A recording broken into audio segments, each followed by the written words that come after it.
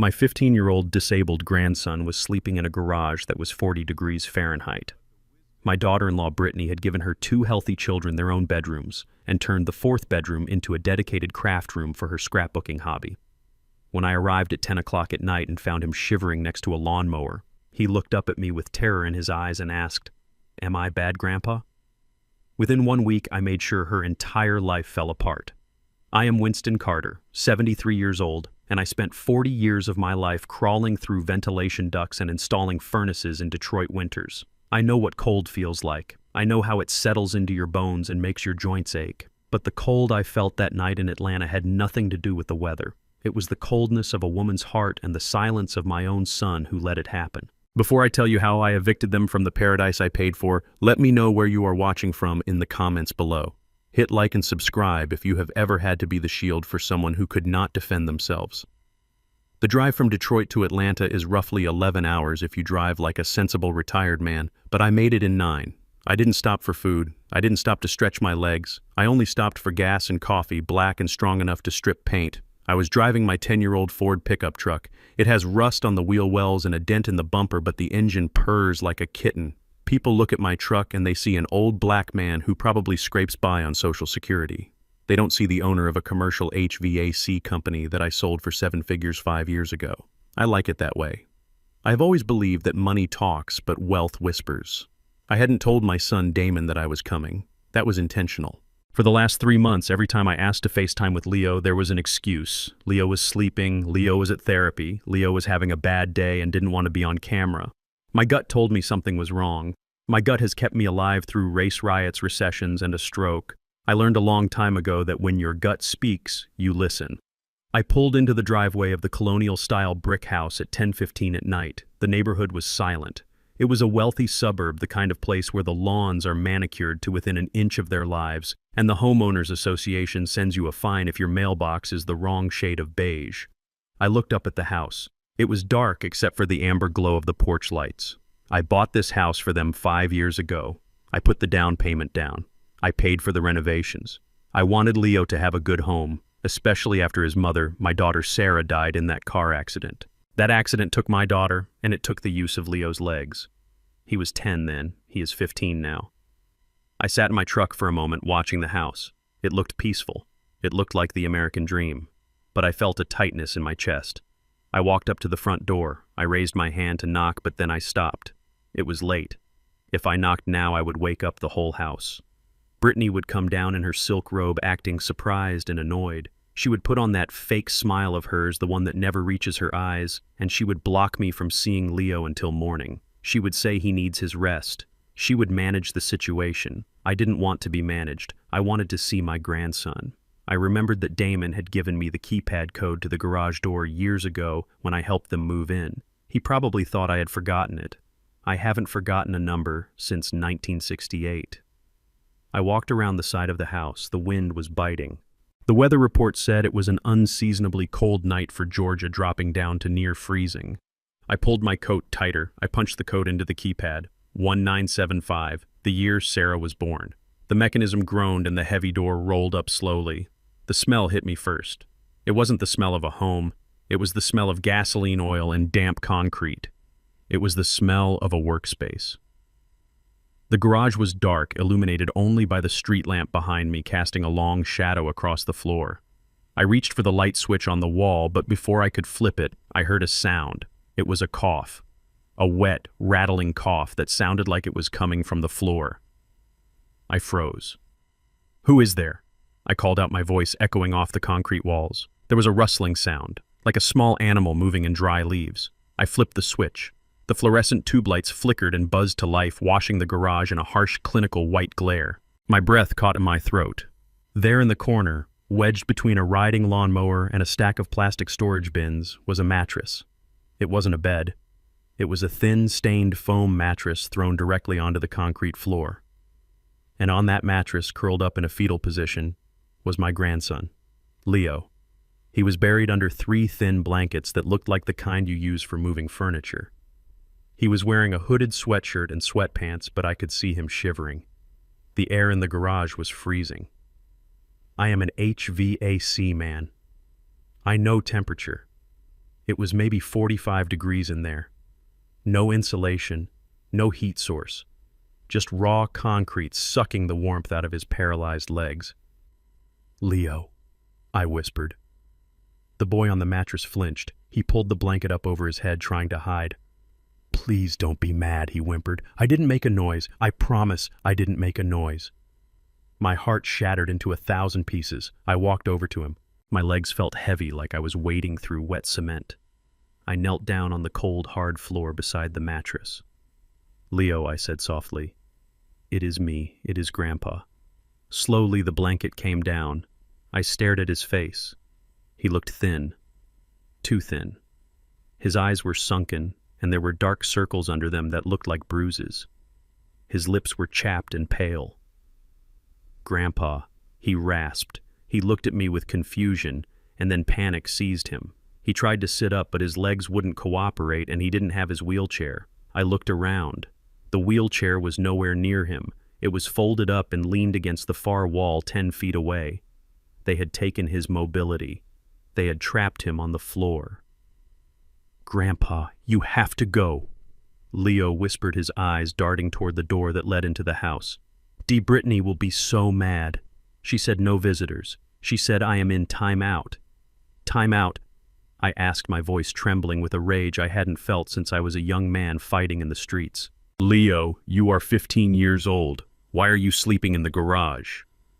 Leo looked down at his hands. His fingers were red from the cold. "I had an accident," he said softly. "I spilled my juice on the rug. The new rug in the living room." Brittany screamed. She said I am dirty. She said I ruin everything nice she buys. She said animals sleep outside until they learn how to behave. I felt the blood roaring in my ears. I felt a heat rising in my chest that had nothing to do with the temperature. Animals. She called my daughter's son an animal. I looked around the garage. I saw the oil stains on the floor inches from his pillow. I saw the spider webs in the corner. I saw a bag of fertilizer sitting next to his head. "How long, Leo?" I asked. "How long have you been out here?" "I don't know," he said. "Maybe a week." "Since the carpet accident." Dad said it was just for a night to teach me a lesson, but then Brittany turned my room into the craft room. She moved her sewing machines in, sewing. She said the light was better there. She said I didn't need a big room because I don't walk around. He looked up at me and asked the question that will haunt me until the day I die. Am I bad, Grandpa? Is that why nobody wants me inside? I reached out and pulled him into my arms. He was cold, ice cold. He felt fragile like a bird with broken wings. I held him tight, trying to transfer every ounce of heat in my body into his. "No, Leo," I choked out, fighting back the tears that were burning my eyes. "You are not bad. You are the best thing in this world. They are the bad ones. They are the monsters." I wanted to kick down the door. I wanted to storm into that house, climb the stairs, and drag my son and his wife out of their warm, king-sized bed by their hair. I wanted to throw them onto this concrete floor and let them feel what it is like to freeze while your family sleeps in luxury. But I stopped myself. If I went in there now, I would go to jail. I would kill them. I knew it with absolute certainty. If I saw Brittany's face right now, I would not be able to stop my hands from doing what a grandfather's instinct was screaming to do. And if I went to jail, Leo would be left in the system. Or worse, he would be left with them. I needed a plan. I needed to be cold. Colder than this garage. I pulled back from Leo. "Listen to me, Leo," I said, gripping his shoulders. "I am going to get you out of here, but not tonight. If I take you now, they will call the police and say I kidnapped you. They have legal custody." Leo's face fell. "You are leaving me." "No," I said firmly. "Never. I am going to stay right here in my truck. I am going to watch over you like a hawk. But first, I need to do something." I pulled out my phone. I stood up and stepped back. I took a picture of Leo on the mattress. I took a picture of the lawnmower next to his head. I took a picture of the wheelchair placed out of his reach. I took a picture of the thermometer on the wall reading 40 degrees. I documented the horror. "Okay, Leo," I said, putting the phone away. "I need you to be brave for one more night. Can you do that for Grandpa?" Leo nodded, shivering. "I can do it." I took off my heavy wool coat. It was a Carhartt lined and thick. I wrapped it around him, tucking it in tight. Tomorrow morning, everything changes, I promised him. Tomorrow morning, the world is going to crash down on their heads. I walked backward toward the garage door, not wanting to take my eyes off him. Sleep now, son, I whispered. I lowered the garage door, watching him disappear back into the darkness. I walked back to my truck. I didn't start the engine. I sat there in the dark, clutching the steering wheel so hard my knuckles turned white. I stared at the upstairs window, the one where the soft light of a television was flickering. That was the master bedroom. That was where my son Damon was sleeping. My son, who I had raised to be a man. My son who was letting his own flesh and blood freeze next to a bag of fertilizer because his wife wanted a craft room. I looked at the photo on my phone. You want to treat him like an animal, Brittany, I thought. Fine. Tomorrow I am going to call the exterminator, and I am going to show you that the only vermin in this house is you. I reclined my seat and waited for the sun to rise. It was going to be a very long night, but the morning was going to be biblical. I sat in my truck for exactly 5 minutes after leaving the garage. I needed those 5 minutes to lower my heart rate from stroke level to just plain homicide level. I watched the digital clock on my dashboard tick over from 11:59 to midnight. A new day. A new war. I stepped out of the truck. The wind cut through my flannel shirt, but I didn't feel it. I marched up the concrete walkway that I had paid to have repaved last summer because Brittany complained that the old one was uneven for her heels. I reached the front door. It was solid mahogany with a decorative glass inlay. Expensive. Heavy. I didn't look for the doorbell. A doorbell is for guests. A doorbell is for neighbors bringing cookies. I wasn't a guest, and I sure as hell wasn't bringing cookies. I raised my fist. It is a fist that has hammered sheet metal and turned rusted pipe wrenches for half a century. I hammered on the wood. Bang, bang, bang. The sound echoed through the quiet suburban street like gunshots. I didn't stop. I hit it again and again. I wanted the neighbors to wake up. I wanted the dogs to bark. I wanted the illusion of this perfect, happy home to crack right down the middle. Inside, I saw the lights flicker on. I heard footsteps, heavy, confused footsteps. The deadbolt slid back. The door creaked open. Damon stood there. My son. He was wearing plaid flannel pajama bottoms and a matching t-shirt. He rubbed his eyes, blinking against the porch light. He looked soft. That was the only word for it. He looked like a man who had never been cold in his life. Dad, he mumbled, his voice thick with sleep. What are you doing here?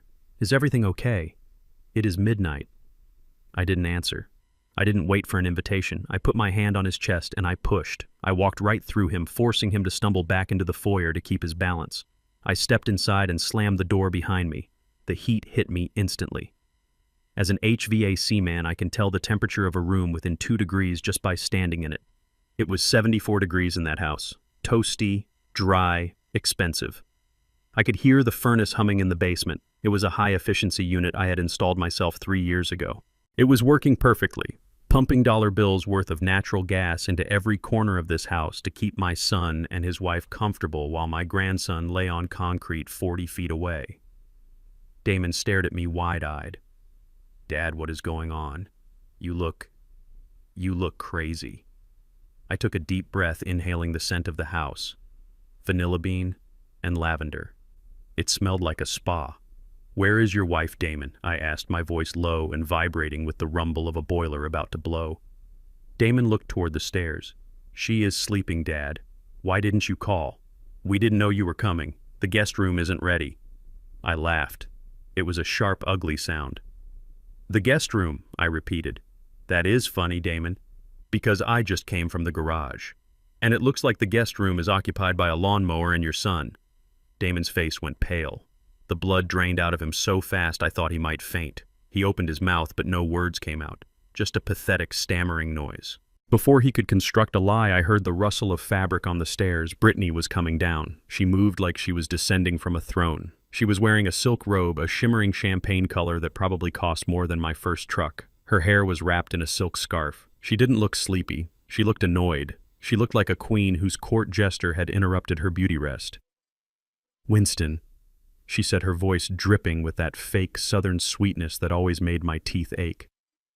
Do you have any idea what time it is? You scared us half to death pounding on the door like the police. She reached the bottom of the stairs and walked over to Damon, placing a manicured hand on his arm. She looked at me with a mixture of pity and condescension. Bidding for time, she was assessing my mood, trying to figure out how much I knew. I looked at her. I looked at the silk robe. I looked at the fuzzy slippers on her feet. "I know exactly what time it is, Brittany," I said. "It is 40 degrees outside. It is 74 degrees inside. And it is time you told me why Leo is sleeping next to a bag of fertilizer." Brittany didn't flinch. She didn't gasp. She didn't look guilty. She just let out a long, suffering sigh, the kind you give a toddler who asks a stupid question. "Oh, Winston," she said, shaking her head. "You always have to be so dramatic, don't you?" She walked past me into the kitchen and started filling a glass of water from the fridge dispenser. "Leo is fine," she said over her shoulder. "He is having one of his episodes." "Episodes?" I asked, stepping into the kitchen. "Yes, episodes," she said, turning around and leaning against the granite counter. "You know how he gets. He has sensory processing issues. The doctors explained it to us. Sometimes the house is too loud for him. Sometimes the heat bothers him. He gets overstimulated." She took a sip of water, watching me over the rim of the glass. "He asked to sleep out there, Winston," she said calmly. "He begged us. He said he needed the cold air to calm his nervous system. We didn't want to let him, but Dr. Evans said we should respect his bodily autonomy. We gave him extra blankets. He is camping. Ideally, boys love camping." I stared at her. It was a masterpiece of a lie. It used medical jargon. It used the authority of a doctor. It turned their cruelty into an act of progressive parenting. If I hadn't seen the terror in Leo's eyes, I might have believed it. "Bodily autonomy," I repeated. "So he chose to sleep on the floor without his wheelchair. He chose to be trapped." "He is not trapped," Brittany snapped, her voice sharpening. "He is grounding himself. Honestly, Winston, you don't understand special needs children. You are from a different generation. You think everything is abuse. We are following a therapeutic plan." I looked at Damon. He was standing in the doorway, looking at his feet. "Is that right, Damon?" I asked. "Is that the plan? To freeze the therapy into him?" Damon didn't answer. I turned back to Brittany. "Okay," I said. "If he likes the garage so much, then his bedroom must be empty. Let's go see it." Brittany froze. The glass of water paused halfway to her mouth. "What?" she asked. "I want to see his room," I said. "The room I pay for. The room on the first floor that we modified for his wheelchair access. The one with the roll-in shower." Brittany set the glass down. It made a sharp clink on the granite. "You can't go in there," she said quickly. "Why not?" I asked, taking a step toward her. "Is he in there? I thought he was camping." "He is not in there," she said, her eyes darting to the hallway. "But it is messy. We are painting. It is not fit for guests." "I am not a guest," I roared. "I am the man who pays the mortgage." I pushed past her. I knew the layout of this house better than she did. I had reviewed the blueprints when they bought it. The first floor master suite was supposed to be Leo's. It was the only room large enough for his equipment and accessible without an elevator. I marched down the hallway. "Winston, stop!" Brittany screamed, running after me. "You are invading our privacy. You can't just barge in here." "Dad!" "Wait!" Damon yelled, chasing her. I reached the double doors at the end of the hall. They were closed. I didn't hesitate. I grabbed the handles and threw them open. I expected to see a mess. I expected to see paint cans. I expected to see maybe a storage room. I did not expect to see Martha Stewart's paradise. The room was brightly lit by recessed lighting that had been left on. The walls were painted a soft robin's egg blue. The floor, where the specially designed non-slip tiles used to be, was covered in a plush white carpet that would be impossible to roll a wheelchair over. And the stuff. My God, the stuff. There was no bed, there was no Hoyer lift, there was no medical equipment. Instead, the walls were lined with custom white cabinetry. Floor-to-ceiling shelves filled with color-coded plastic bins. Ribbons. Hundreds of spools of ribbons in every shade of the rainbow. Fabric. Bolts of expensive silk velvet and organic cotton stacked like logs. In the center of the room sat a massive island table made of butcher block wood. On top of it sat 3 machines. I recognized them because I had seen the charges on the credit card statements I occasionally glimpsed. A cricket maker, a laser cutter, and a professional grade embroidery machine that I knew cost at least $4,000. This wasn't a bedroom, it was a factory. I walked into the room, my boots sank into the plush carpet. I felt like I was walking on a crime scene. I picked up a spool of ribbon. It was gold imported from France. The price tag was still on it. $25. I turned around. Brittany and Damon were standing in the doorway. Brittany was breathing hard, her face flushed not with shame but with anger. "What is this?" I asked, holding up the ribbon. "It is my craft room," Brittany spat, crossing her arms. "I have a business, Winston. I am an influencer. I make content. I need a space to create. This is my office." "Your office," I said, looking around. "This was Leo's room. Where is his bed? Where is his shower?" "We moved him upstairs," Brittany said, defensive. "He didn't like this room. It was too big. He felt exposed. He likes the cozy room upstairs." "Upstairs?" I asked, my voice dangerously quiet. "But there is no elevator, Brittany. How does he get upstairs?" "Damon carries him," she said, pointing at my son. "Damon is strong. It is a bonding experience for them." I looked at Damon. He looked away. I knew Damon had a bad back. I knew he complained if he had to lift a grocery bag. The idea of him carrying a 100-pound teenager up and down a flight of stairs 5 times a day was a lie so transparent it was insulting. "So he is trapped upstairs," I said, "unless you decide to carry him down, or unless you decide to throw him in the garage." I walked over to the embroidery machine. I ran my hand over the smooth plastic. $5,000 a month, I said softly. "What?" Brittany asked. "I send you $5,000 a month," I said, turning to face them. "On the first of every month like clockwork. I write in the memo line, for Leo's care." I took a step toward them. "That is $60,000 a year, plus the mortgage I paid off, plus the trust fund for his education." I held up the gold ribbon again. "Is this Leo's care, Brittany? Is this French ribbon helping him walk? Is this laser cutter helping him with his physical therapy?" Brittany stepped forward, her chin raised high. "I sacrifice everything for this family," she hissed. "You have no idea how hard it is to raise a special needs child. I deserve a space for myself. I deserve to have a hobby. That money is for the household Winston, and I am the manager of this household. If I need a craft room to keep my sanity so I can take care of your grandson, then that is a medical expense in my book. A medical expense." She looked at the room filled with toys for a grown woman and called it a medical expense while the patient slept on concrete. I dropped the ribbon. It unspooled on the floor, a trail of gold on the white carpet. I looked at Damon. "You let her do this," I said. "You let her take his room. You let her take his money. And tonight you let her take his dignity." Damon whispered, "Dad, please. It is complicated. You don't live here." "No, I don't," I said. "But I am here now." I walked past them. I shoved Damon aside again. I walked back down the hallway toward the front door. "Where are you going?"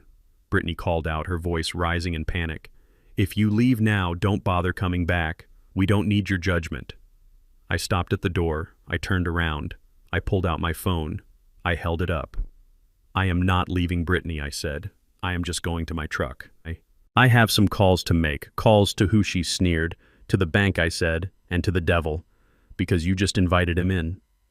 I opened the door and walked out into the cold. The heat of the house rushed out behind me, but it couldn't warm the chill in my soul. I had seen the room. I had seen the evidence. The war had begun. And unlike her ribbons, I wasn't going to be delicate. Chào người anh em dung chuyện đàn ông đây, tôi đã nhận lệnh. Phần 3 này là một bước chuyển tâm lý cực kỳ quan trọng. Winston phải chuyển từ một ngọn núi lửa phun trào sang một tảng băng trôi nguy hiểm. Sự kìm nén của ông ấy chính là thủ tạo nên sức nặng cho câu chuyện. Dưới đây là nội dung chi tiết. Phần 3 viết bằng tiếng Anh chuẩn giọng đọc, không tiêu đề, không ký tu la, tập trung hoàn toàn vào diễn biến nội tâm và hành động. The cold night air hit my face like a slap, but it did nothing to cool the fire raging in my chest. I stood by the door of my rusted Ford pickup truck, my hand trembling as I reached for the door handle. Every instinct in my body screamed at me to go back inside. My gut told me to kick down that door, grab my grandson, wrap him in the blankets from my truck bed, and drive until we hit the state line. I wanted to take him to my house in Atlanta where there were warm beds and hot food, and nobody looked at him like he was a broken appliance. But before I could open the truck door, my phone buzzed in my pocket. It was Finch. Atticus Finch. Not the lawyer from the book, but my oldest friend and the sharpest legal mind in Detroit. I had texted him a picture of Leo sleeping on the garage floor the moment I stepped outside. I answered the phone. "I am taking him, Atticus," I growled into the receiver. I am going back in there and I am taking the boy. Do not do that. Winston Finch's voice was sharp, cutting through my rage like a scalpel. Listen to me very carefully, old friend. If you put that boy in your truck tonight, you are not a hero. You are a kidnapper. What are you talking about? I shouted, pacing on the driveway. They are abusing him, Atticus. He is sleeping next to a lawnmower in 40-degree weather. I know, Finch said, his voice softening just a fraction. I saw the photo. It breaks my heart, Winston, it really does. But the law is a cold machine. Right now, Damon and that woman have full legal guardianship. If you take him without a court order, they will call the police. They will press charges for kidnapping and custodial interference. And with your history of, let's call it assertive conflict resolution, the judge will look at you as an unstable old man who snatched a disabled child in the middle of the night. So I just leave him there, I asked, my voice cracking. I leave him to freeze. You leave him there for now, Finch said firmly. Because if you get arrested tonight, you lose standing. You will never get custody. Brittany will paint you as a danger to the child and she will win. We need more than a photo of a mattress, Winston. We need proof of systemic abuse. We need proof of financial fraud. We need proof that she is unfit. I looked back at the house. The silhouette of Brittany moved across the upstairs window. She is unfit, I spat. She is a monster. Then prove it, Finch said. Go back in there. Swallow your pride. Apologize. Make them think you are just a tired, confused old man who overreacted. Buy yourself access. If you leave angry, they will cut you off. If you stay calm, you can get close enough to find the smoking gun. I hung up the phone. I stood there in the dark for a long time. The wind whistled through the oak trees. I looked at my hands. They were big hands, scarred from years of working with sheet metal and copper pipes. They were hands that fixed things. But tonight I couldn't fix this with force. I had to fix it with a lie. I wiped my face with my handkerchief. I took a deep breath, inhaling the cold air one last time. Then I turned around and walked back to the house. Every step was a battle. My pride fought me every inch of the way. But I thought of Leo shivering under those thin blankets, and I forced myself to keep moving. I opened the front door. Damon and Brittany were still in the hallway. They looked up, startled. They had expected the sound of my truck engine fading into the distance. Instead, they saw me standing there, hat in hand, head bowed. I cleared my throat. I am sorry, I said. The words tasted like bile. Brittany raised an eyebrow, crossing her arms over her silk robe. Excuse me, she asked. I said, I am sorry, I repeated, forcing my voice to sound weary and defeated. I drove 8 hours straight. I am tired. I am an old man, and sometimes I get confused. I see things and I react without thinking. I looked at Damon. Son, I didn't mean to shove you. Seeing him out there, it shocked me. Damon let out a long breath, his shoulders sagging with relief. It is okay, Dad, he said quickly, eager to smooth things over. We know you worry. We know you love Leo. Brittany wasn't so easily convinced. She scrutinized me, her eyes narrowing like a cat watching a mouse. You were very rude, Winston, she said coldly. You insulted my home. You insulted my parenting. I know, I said, looking down at my boots. I am old-fashioned Brittany. We didn't have sensory processing therapy in my day. We just had discipline. Maybe I don't understand these modern methods. I looked up at her, giving her the look she wanted. The look of a man who knows he has been beaten. You are the mother, I said. You know what is best for the boy. If the doctor says he needs to sleep in the cold to calm down, then, well, who am I to argue with a doctor? A smile crept onto Brittany's face. It was a smug, triumphant smile. She had won. The grumpy old patriarch had bent the knee. Exactly, she said, uncrossing her arms. I am glad you finally realized that, Winston. We are doing everything we can for Leo. It is not easy, but we don't need judgment, we need support. You are right, I lied. You are absolutely right. I reached into my pocket and pulled out my wallet. I didn't open it, but the gesture was enough. Brittany's eyes flickered to the leather. I just wanted to drop off a check, I said, and maybe see the boy one last time before I head to a hotel. Just to say goodnight, to make sure he knows I am not angry at him. Brittany sighed, checking her manicure. Make it quick, she said. He needs his rest. And don't rile him up, Winston. If he gets excited, he won't sleep, and then I have to deal with him all tomorrow. I won't, I promised. I walked past them. I walked through the kitchen, through the laundry room, and to the door that led to the garage. My hand shook as I turned the knob. I stepped into the cold darkness. Leo was still awake. He was sitting up on the mattress, clutching the Carhartt coat I had left him. When he saw me, his eyes widened with fear. "Did you tell them?" he whispered. "Are they mad?" I knelt down beside him. I put a finger to my lips. "Shh," I whispered. "No, Leo. Nobody is mad. I told them I was sorry. I told them I was wrong." Leo looked confused. But you weren't wrong, Grandpa. It is cold."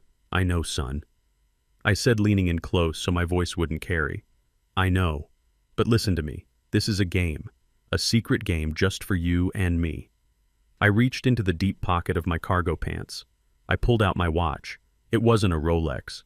It wasn't jewelry. It was a Garmin tactical watch, the kind I used when I went hiking in the Rockies.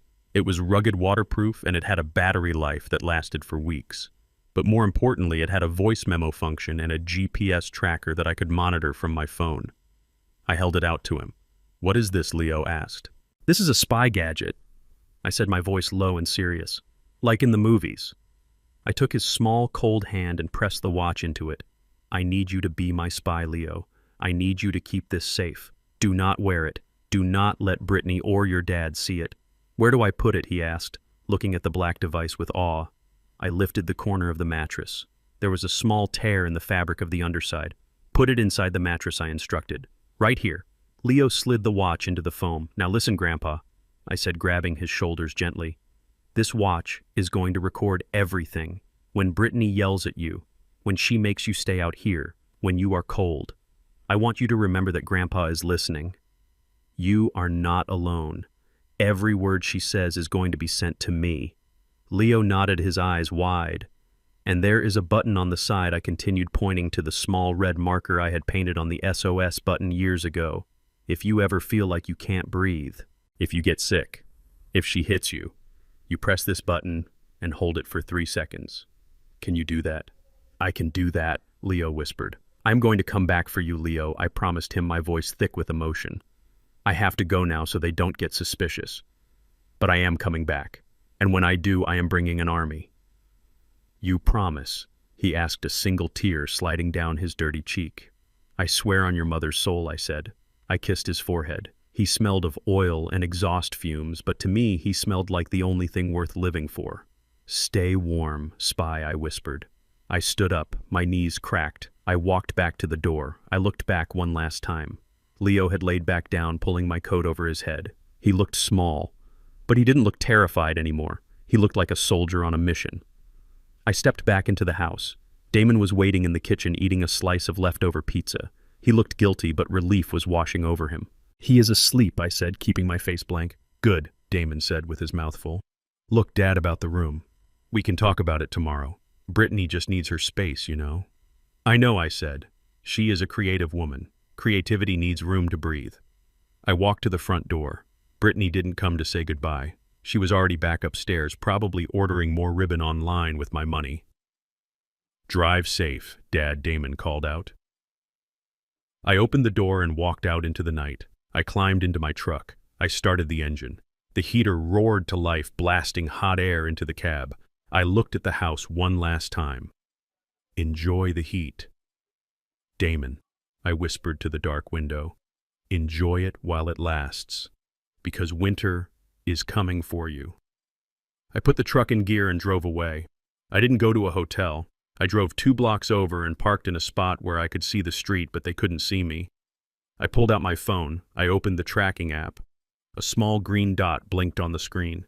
"Target acquired." I reclined my seat. I wasn't going to sleep. I was going to listen, and God help them if I heard the wrong thing. The sun rose over the wealthy suburbs of Atlanta at 6:30 in the morning, painting the sky in shades of pink and gold that looked deceptively innocent. I had not slept. My eyes felt like they were filled with sand, and my back ached from sitting in the driver's seat of my truck for 7 hours straight. But I didn't care about the pain. Pain keeps you sharp. Pain reminds you that you are still alive and that you have a job to do. I watched the house from down the street. At 7 o'clock sharp, the lights in the kitchen flickered on. Through the sheer curtains, I could see movement. It was the frantic choreographed movement of a morning routine. I picked up my phone. I opened the tracking app connected to the watch I had hidden in Leo's mattress. The green dot was stationary. It was still in the garage. My heart clenched. They hadn't even let him in to brush his teeth yet. I put on my headphones. I wanted to hear the morning wake-up call. The audio from the garage was quiet at first, just the sound of Leo's shallow breathing. Then I heard the heavy mechanical sound of the garage door opening from the inside. "Get up," a female voice snapped. It was Brittany. "And leave the blankets there. You smell like gasoline. Go hose off in the utility sink before you come into my kitchen." I heard the sound of water running. Cold water. I heard Leo gasping. I ripped the headphones off. I couldn't listen to that from a distance. I had to be there. I had to see it. I needed the visual evidence to match the audio recording. I started the truck and drove the 2 blocks to the house. I parked right in the driveway behind Brittany's white Range Rover. I wanted her to know I was there. I wanted her to feel the pressure. I walked to the front door and let myself in. The door was unlocked. The smell hit me instantly. It was the smell of melted butter, warm maple syrup, and frying bacon. It was the smell of a childhood I had tried to give my son and the smell of a home I thought I had paid for. I walked into the kitchen. It was a scene straight out of a magazine. The granite island was covered in food. There were stacks of fluffy golden pancakes studded with blueberries that looked like jewels. There was a platter of crispy bacon. There was a pitcher of freshly squeezed orange juice. Sitting at the main table were my 2 other grandchildren, Kyle and Kaylee. Kyle is 10, Kaylee is 8. They are Brittany's biological children from her first marriage.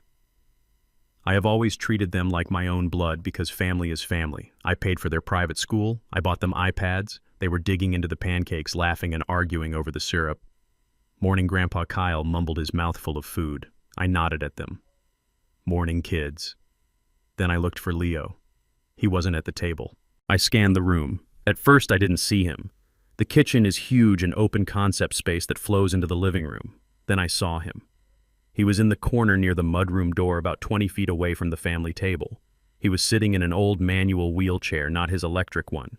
The chair was too small for him. His knees were cramped up against his chest. He was sitting at a small folding card table, the kind you use for puzzles or for the kids' table at Thanksgiving when you run out of room. But there was plenty of room at the main table. There were 2 empty chairs. I walked over to him. On the flimsy table in front of him was a single plastic bowl. Inside was a gray, lumpy substance that looked like wallpaper paste. Oatmeal, made with water, not milk, no sugar, no fruit, just gray sludge. Leo looked up at me. His hair was wet. His face was pale. He looked terrified. "Hey, Grandpa," he whispered. "Why are you sitting here, son?" I asked, my voice loud enough to cut through the chatter at the main table. Brittany turned around from the stove where she was flipping more pancakes. She was wearing an apron that said Mama Bear in glittery letters. She flashed me a bright, tight smile. "Oh, Winston, you are back early," she said. "Grab a plate. There is plenty of bacon." I pointed at Leo. "I asked why my grandson is eating gruel at a card table in the corner," I said. Brittany sighed, flipping her hair over her shoulder. "We have rules, Winston," she said, as if explaining quantum physics to a toddler. "Leo's wheelchair tires are dirty. They bring in grit from the outside. We just refinished these hardwood floors last month. It cost $4,000. I can't have him scratching up the mahogany." "He slept in the garage," I said. "Of course his tires are dirty." "Exactly," she said. "That is why he eats in the designated zone. It is easier to clean up if he spills. You know how clumsy he is with his hands?" She turned back to the stove. "And the food?" I asked, looking at the bowl of gray slime. "The other kids are eating blueberries and bacon." "Leo has a special diet," Brittany said without missing a beat. "Gluten inflames his joints, and sugar makes him hyperactive. Dr. Evans said we need to keep him on a strict anti-inflammatory protocol. Oats are good for his heart." I looked at Leo. He was staring at his bowl, trying to swallow a spoonful of the tasteless mush. I knew for a fact that Leo wasn't allergic to gluten. I knew because I had taken him out for pizza 100 times before his accident, and he had eaten it with joy. This was punishment. It was starvation disguised as medicine. I wanted to flip the table. I wanted to take that plate of bacon and feed it to Leo myself, but I felt the weight of my phone in my pocket. I remembered Finch's words. "We need proof." I took a deep breath. "I see," I said. "You are very thorough, Brittany." "I try," she said. Suddenly her phone alarm chimed. A cheerful little bell sound. Brittany's face transformed. The annoyance vanished. The boredom vanished. In their place appeared a radiant, glowing mask of maternal joy. "Okay, everyone, time for the morning update," she announced. She pulled a ring light out of the pantry. She set up her phone on a tripod on the kitchen island. She fluffed her hair. She adjusted her apron. She looked at Kyle and Kaylee. "Quiet eating kids, Mommy is filming." She looked at Leo. "Leo, wheel over here," she commanded. "But the floor," I said, playing dumb. "It is fine for a minute," Brittany snapped. "Hurry up, we are losing the light." Leo struggled to turn the manual wheels. His hands were raw and blistered from the cold and the friction. He slowly rolled across the kitchen floor, approaching the island. Brittany grabbed the back of his chair and yanked him into the frame. She positioned him so that he was slightly below her, making her look like a guardian angel standing over him. She hit record. "Hey guys, it is Brittany. Welcome back to another day in the life of a special needs mama," she chirped. Her voice was an octave higher than normal. It was sweet, sugary, and fake as a $3 bill. She waved at the camera. "We are just having a slow Tuesday morning here. I got up at 4 a.m. to make blueberry pancakes for the troop. It is exhausting, but seeing their smiles makes it all worth it, right, guys?" She panned the camera to Kyle and Kaylee, who had been trained to smile on command. They waved, holding up their forks. "And here is my warrior Leo," she said, wrapping her arms around Leo's neck. Leo stiffened. I saw him flinch. He looked like a hostage. "He is having a rough pain day today," she said, her voice dropping to a sympathetic whisper. "His joints are hurting, so we are sticking to his special oatmeal. It is not as fun as pancakes, but health comes first, right, buddy?" She squeezed his shoulders hard. "Right, Leo," she prompted through gritted teeth. "Right," Leo whispered. Brittany beamed at the camera. "We are just taking it 1 hour at a time. Send us some prayers and good vibes today. We need them. Remember, love is an action verb." Then she did it. She leaned down. She pressed her cheek against Leo's. She kissed his forehead right above his eyebrow. "Love you, buddy," she said. "Love you. D. Brittany," Leo mumbled, reciting his lines. "Bye, guys. See you in the stories." She waved and reached out to tap the screen, ending the recording.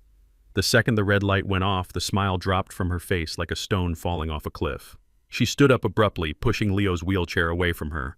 "Ugh," she muttered. She grabbed a paper towel from the roll. She wiped her lips where they had touched Leo's skin. She wiped her cheek. She scrubbed it like she had touched toxic waste. "You are greasy, Leo," she snapped, throwing the paper towel into the trash.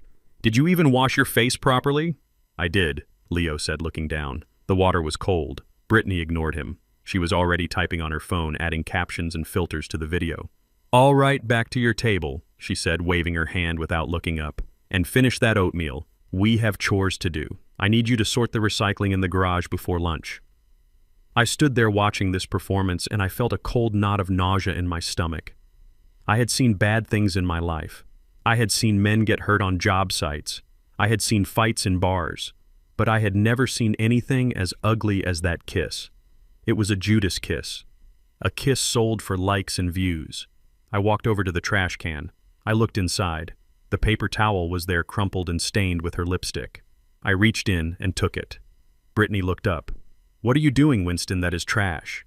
I put the paper towel in my pocket. "Just cleaning up," I said. "I hate to see things go to waste." I looked at Leo one last time. He was back in his corner eating his gray sludge while his step-siblings licked syrup off their fingers. I turned to Brittany. "You are a very talented actress, Brittany," I said, my voice flat. She smiled, taking it as a compliment. "Social media is a business, Winston," she said. "You have to sell the story. People love a tragedy. It makes them feel better about their own lives. You are selling a tragedy, all right, I thought, but you don't know the ending yet." "I am going to head out," I said. "I have some errands to run in town."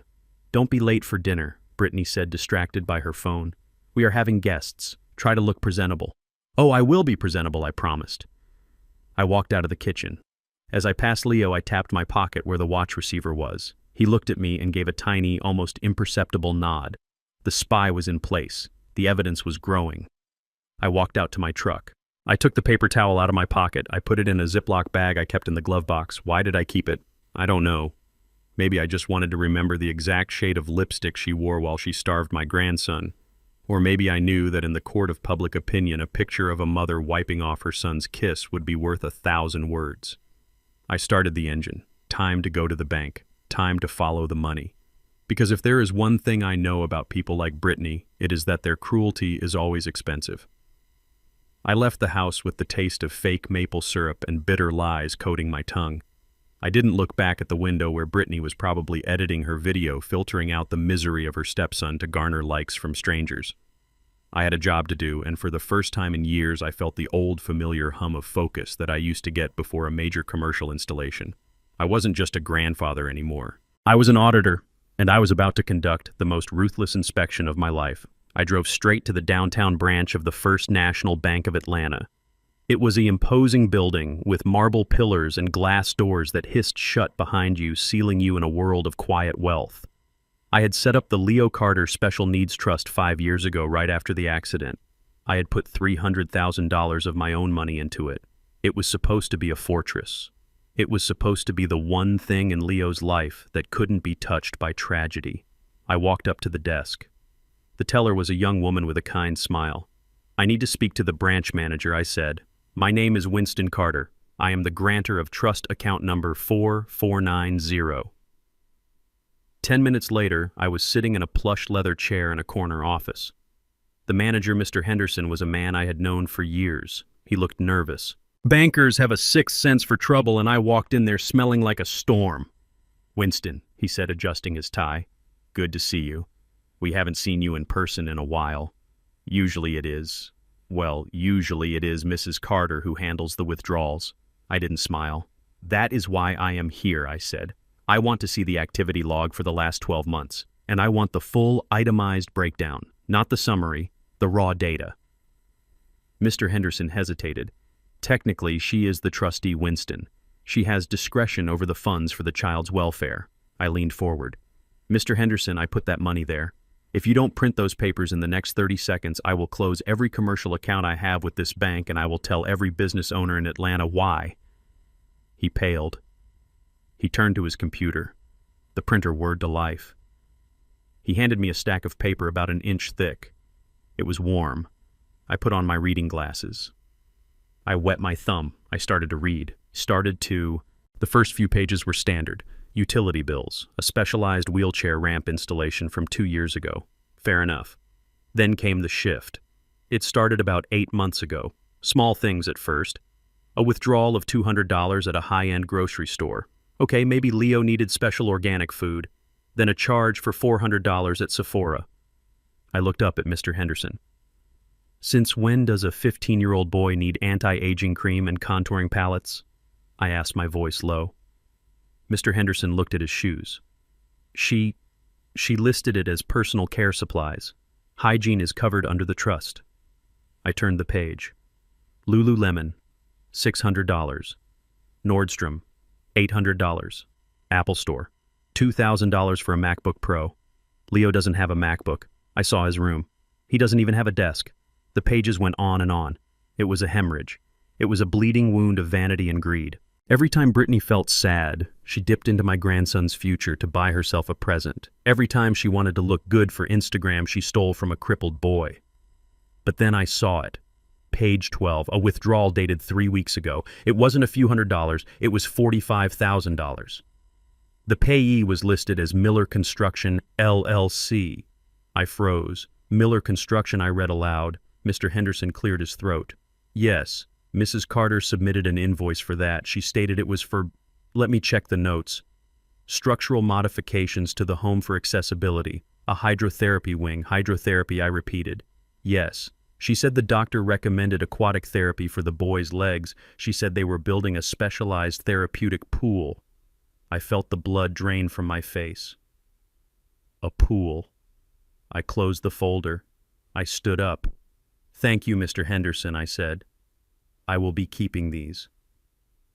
I walked out of the bank. I didn't go to my truck. I walked across the street to a greasy spoon diner where a man was waiting for me in the back booth. His name was Vance. He was a private investigator Finch had recommended. He was a man who looked like he had been carved out of granite and left out in the rain. He didn't ask questions, he just found answers. I sat down. I threw the bank statement on the table. "Miller Construction," I said. "Who are they?" Vance took a sip of his black coffee. He pulled a manila envelope from his jacket pocket. "They are a high-end residential contractor," he said. "They specialize in luxury outdoor living spaces." He slid a photo across the table. It was a drone shot, an aerial view of my son's house taken probably yesterday. I looked at the backyard. There was a massive hole in the ground. Rebar was laid out. Concrete had been poured. It was the shape of a kidney bean. "That is not a hydrotherapy wing," Vance said, pointing with a calloused finger. "That is a luxury saltwater infinity pool with a built-in tanning ledge and a fire pit." I stared at the photo, a tanning ledge. She wasn't building a place for Leo to exercise. She was building a backdrop for her bikini photos. She was building a place where she could sip margaritas while Leo rotted in the garage. And the cost I asked, $80,000 total, Vance said. She paid $45,000 up front. The rest is due on completion, $45,000. The number rang in my head like a funeral bell. I knew that number. I knew exactly what that number meant. I pulled out my phone. I scrolled back through my emails to a conversation I had with an orthopedic surgeon in Boston 6 months ago.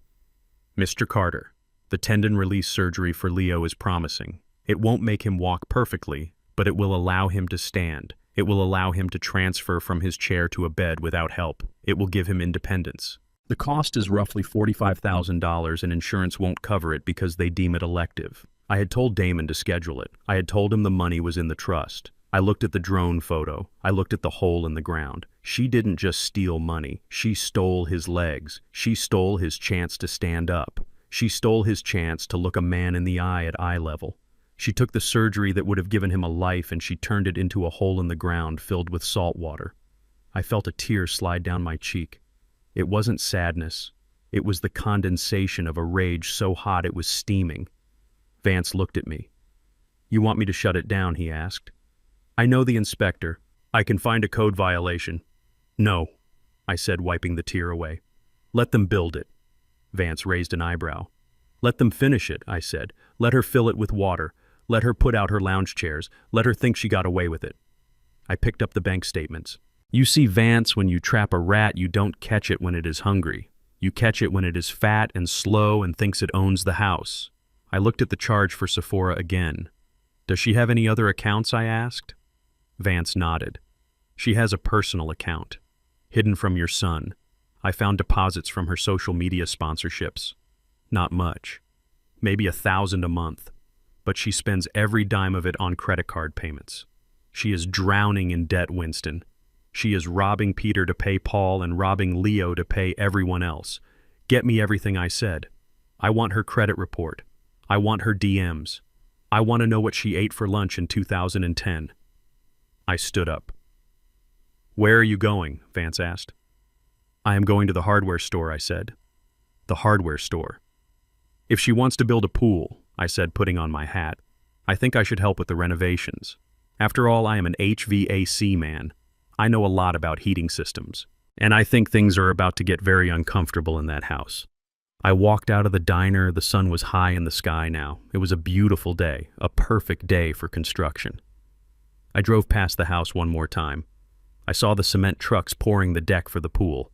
I saw Brittany standing on the back porch, pointing and shouting orders at the workers. She looked like a general commanding her troops. She had taken the money meant to fix a crippled boy's legs and used it to build a monument to her own vanity. I touched the picture of Leo in my pocket. "Hold on, son," I whispered. "Just hold on. She is building a pool, but she doesn't know she is digging her own grave." 2 days had passed since I stood in that kitchen and watched my daughter-in-law wipe my grandson's kiss off her cheek like it was poison. 2 days of sitting in a Motel 6 down the highway, staring at the screen of my phone until my eyes burned. 2 days of watching a little green dot on a GPS map that didn't move from the garage, except for brief intervals when I assumed he was allowed to use the bathroom. I had been monitoring the audio feeds from the watch I hid in the mattress. Most of it was silence. The heavy, suffocating silence of a child who knows that making a sound brings punishment. Occasionally I heard the roar of the lawnmower engine when Damon came in to get a tool, or the sharp click of Brittany's heels as she came to do laundry. She never spoke to him. She just moved around him like he was a piece of furniture she hadn't gotten around to throwing out yet. But on the afternoon of the second day, the silence broke. It wasn't a sound. It was an alarm. My phone vibrated on the cheap laminate table of the motel room. It was a notification from the health monitoring app connected to Leo's watch. High heart rate alert, 120 beats per minute. I sat up straight, knocking over my cup of cold coffee. 120 beats per minute. He wasn't exercising, he wasn't moving. According to the gyroscope data, he was lying perfectly still. I tapped the screen. The graph was spiking. 125, 130. Then came the text message. It took him a long time to type it. I could see the little typing bubble appear and disappear as his trembling fingers struggled with the small screen of the watch hidden under his pillow. Grandpa, I can't breathe. My chest hurts. I stared at those words, and for a moment I forgot I was 73 years old. I forgot I had high blood pressure. I felt a surge of adrenaline so potent it nearly blinded me. I didn't think. I dialed Damon. Pick up, I growled at the phone, pacing the small length of the motel room. Pick up the damn phone, son. It rang 4 times, 5 times. Finally he answered. Hello. He sounded distracted. I could hear the television in the background, the sound of a football game. Damon, I said, my voice tight and controlled. You need to go to the garage right now. Dad, he sighed. I told you we need some space. You can't just call and demand. Shut up and listen to me, I roared, cutting him off. I am not calling to chat. I am calling because Leo's heart rate is 130 beats per minute. He just texted me. He says he can't breathe. There was a silence on the other end. How do you know his heart rate? Damon asked slowly. I put a tracker on him, I said.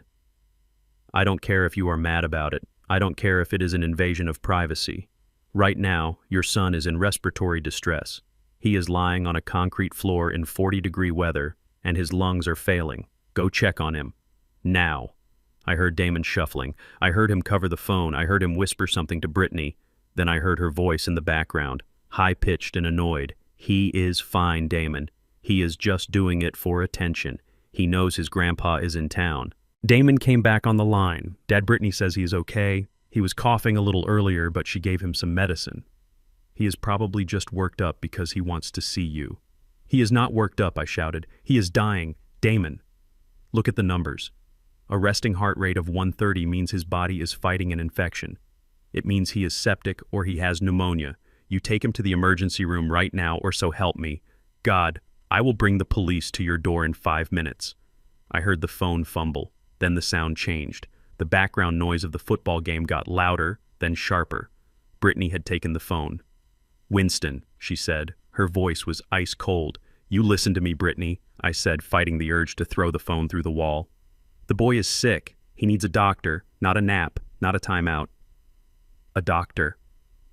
Oh, please, she scoffed. You are so dramatic. I went out there an hour ago. He felt a little warm. That is all. A little warm, I repeated. Brittany, fever is the body's response to infection. If he is warm in a freezing garage, it means he is burning up from the inside. He is not freezing, she snapped. He has blankets. And as for the medicine, I am handling it. We don't believe in pumping his body full of synthetic chemicals every time he gets a sniffle. I am using a holistic approach. Holistic? I asked, my stomach turning. Yes, she said proudly. I gave him a dose of eucalyptus oil, and I rubbed a thieves' oil blend on his chest. It helps open the airways naturally, and I put a diffuser out there with peppermint. It is better for his immune system than antibiotics. Oil, I whispered. You gave a boy with pneumonia. Oil. It is high-grade essential oil, Winston, she said, defensive now. It costs $60 a bottle. It is very potent. He just needs to rest and let the toxins release. But he can't rest if you keep texting him and getting him agitated. Agitated, I screamed. He is gasping for air, Brittany. He is faking it, she yelled back. He is a manipulative little boy, Winston. He knows exactly what buttons to push to make you feel sorry for him. He doesn't want to do his physical therapy exercises, so he pretends he is sick. I am not falling for it, and neither should you. I closed my eyes. I pictured Leo. I pictured the mold I suspected was growing behind that drywall. I pictured his lungs filling with fluid while he inhaled peppermint fumes that were probably irritating his already inflamed respiratory system. Brittany, I said, my voice dropping to a deadly calm. If that boy dies tonight, it will not be an accident. It will be murder. There was a pause. For a second, I thought maybe I had reached her. Maybe the word murder had pierced her armor of self-righteousness. But I was wrong. "Don't you threaten me, Winston," she hissed. "You have no rights here. You are just a sad, lonely old man who is jealous of my family." She lowered her voice. "And if you call the police again, I will file a restraining order. I will tell them you are harassing us. I will tell them you threatened to hit me. Who do you think they will believe? The mother of the year or the angry grandfather with a history of anger issues?" She didn't wait for an answer. Click. The line went dead. I stood there in the middle of the motel room, holding the phone to my ear. The dial tone sounded like a flat line. I looked at the screen again. 135 beats per minute. It was climbing.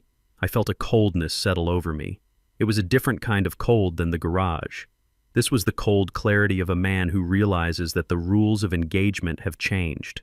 I had tried to play by the rules. I had tried to be polite. I had tried to be the checkbook grandfather.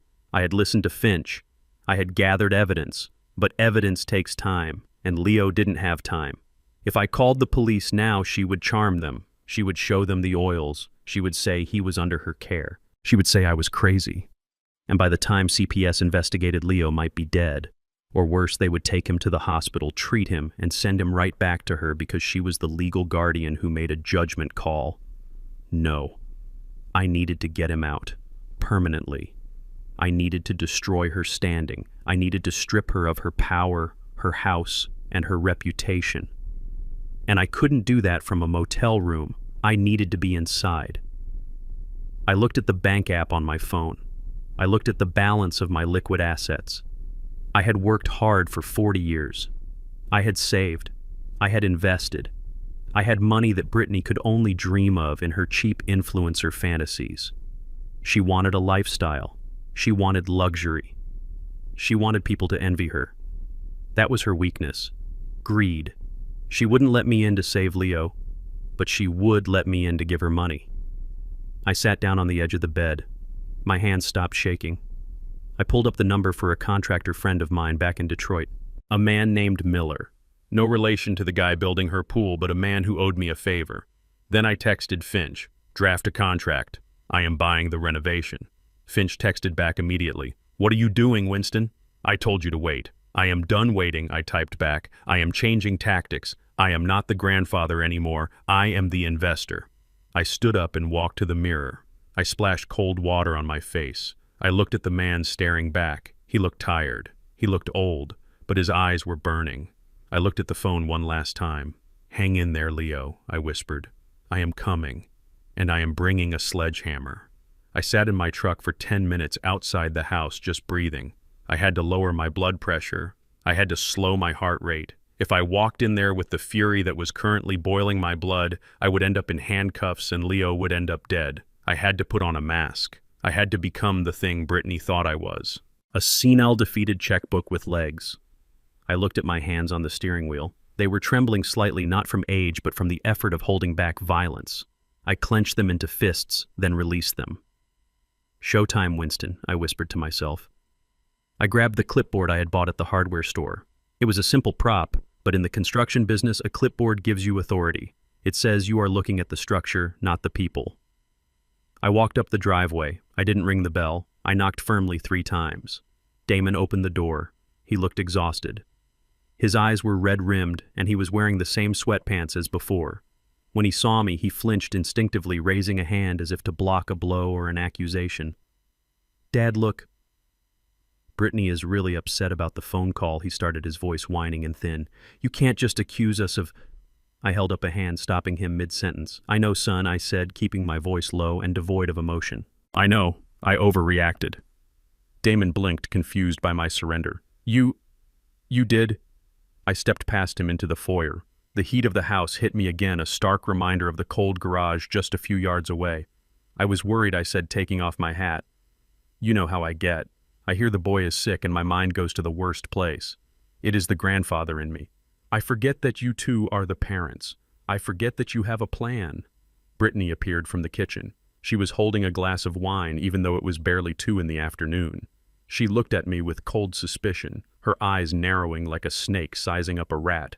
"Back so soon, Winston," she said, taking a sip. "I thought I told you we needed space. Unless you are here to apologize for threatening me, I suggest you turn around." I am here to apologize. I lied. The words tasted like ash in my mouth, but I swallowed them. And I am here to offer a solution. Brittany raised an eyebrow. A solution to what? To the space issue, I said. I walked into the living room and spread my arms encompassing the house. I looked around, I said. I see what you are doing here, Brittany. You are building a lifestyle. You have the craft room. You have the open concept kitchen. You have the flow. And I realized something last night. I paused, letting them wait for it. I realized that having a teenager, especially a special needs teenager in the middle of all this, it disrupts the aesthetic. It disrupts the peace. Brittany lowered her wine glass slightly. Her interest was piqued. She nodded slowly. It does, she agreed. It is very difficult to maintain a calm environment when there is medical equipment everywhere, and the noise, and the mess. Exactly, I said. And putting him in the garage. Well, I understand the logic. It is separate. It is quiet. But let's be honest, Brittany, it looks bad. If the neighbors see it, they talk, and you don't want people talking. Brittany stiffened. No, I don't. So here is my proposal, I said, tapping my clipboard. I want to finish the job. What do you mean? Damon asked. I want to renovate the garage, I said. I don't mean a coat of paint, I mean a full conversion. I want to turn that garage into a high-end detached suite. I am talking about insulation, drywall heated floors, a proper HVAC system, a kitchenette and a roll-in bathroom with marble tile. I watched Brittany's face. I watched the greed fight with the suspicion. Marble tile, she repeated. Quartz countertops, I added, throwing in a buzzword I knew she loved. Smart lighting. Voice-controlled blinds, a fully soundproofed private apartment where Leo can have his episodes without disturbing your peace. It will add at least $50,000 to the property value of the house. I saw the light go on in her eyes. It was the only light that ever really shone there, the light of avarice. She wasn't thinking about Leo being warm. She was thinking about Zillow. She was thinking about resale value. She was thinking about a guest house she could use for her Instagram photos once Leo was gone. You would pay for this, she asked, trying to sound casual but failing. 100%, I said. I have the money sitting there. I was going to save it for his college, but let's be real. He needs comfort now more than a degree later. Brittany took a step forward. Her entire demeanor changed. The Ice Queen melted into the eager saleswoman. Well, she said, putting her wine glass down. That is actually a very generous offer, Winston. We have been talking about upgrading the garage eventually. We just didn't have the budget right now because of other projects. I knew she meant the pool, the hole in the ground that ate my money. I understand, I said. Life is expensive. Let me handle this. It is the least I can do to help you burden the load. Brittany smiled. It was a shark smile. That sounds wonderful, Dad, she said, using the word dad for the first time in months. In fact, this is perfect timing. I know a contractor, Miller Construction. They are doing some work in the backyard. They are fantastic. I can call them right now and get a quote. I felt a spike of adrenaline. Miller, the man building the pool, the man who was probably overcharging her and kicking back cash. No, I said sharply. Brittany froze. Why not? They are already here. Because I don't pay retail. Brittany, I said, slipping back into my persona of the hard-nosed businessman.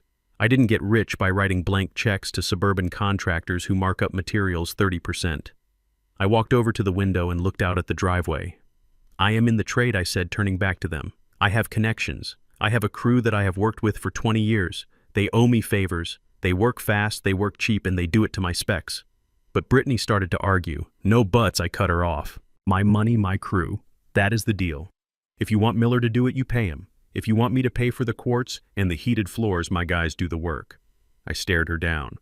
I knew she didn't have the money. I knew she was maxed out. If she wanted this upgrade, she had to take it on my terms. She looked at Damon. Damon shrugged. It saves us money, Britt, he mumbled. She looked back at me. She did the math in her head.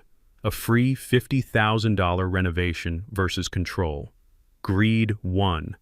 It always wins with people like her. Fine, she said, smoothing her silk robe. But I want final approval on the finishes. I don't want it looking industrial. I want it to match the main house. Modern farmhouse aesthetic.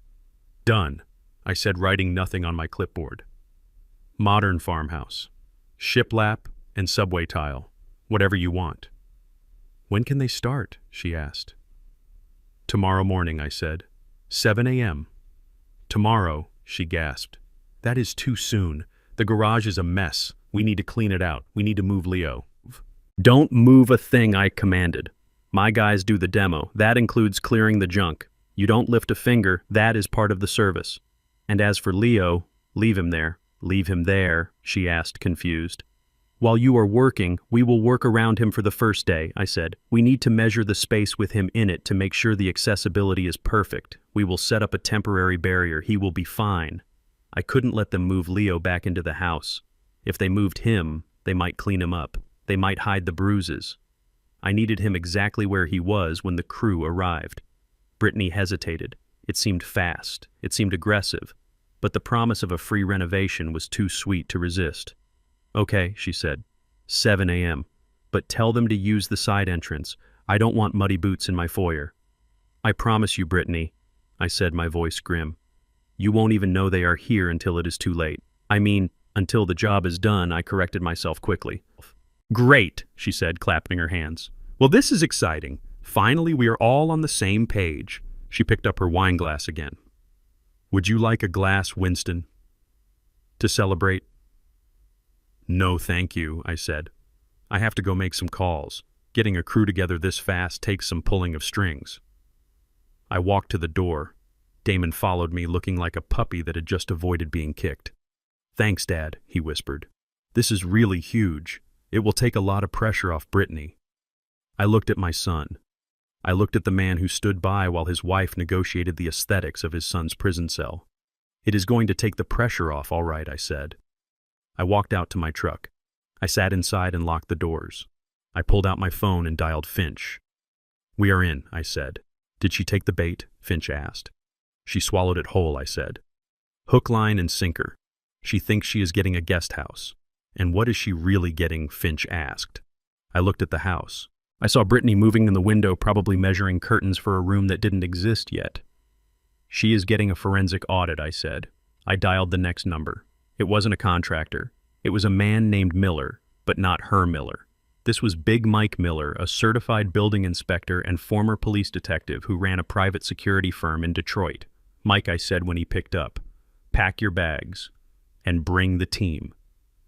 What is the job? Mike asked. Demolition, I said. We are tearing down a house. No, I said, starting the engine. We are tearing down a life. Be here at 6 a.m.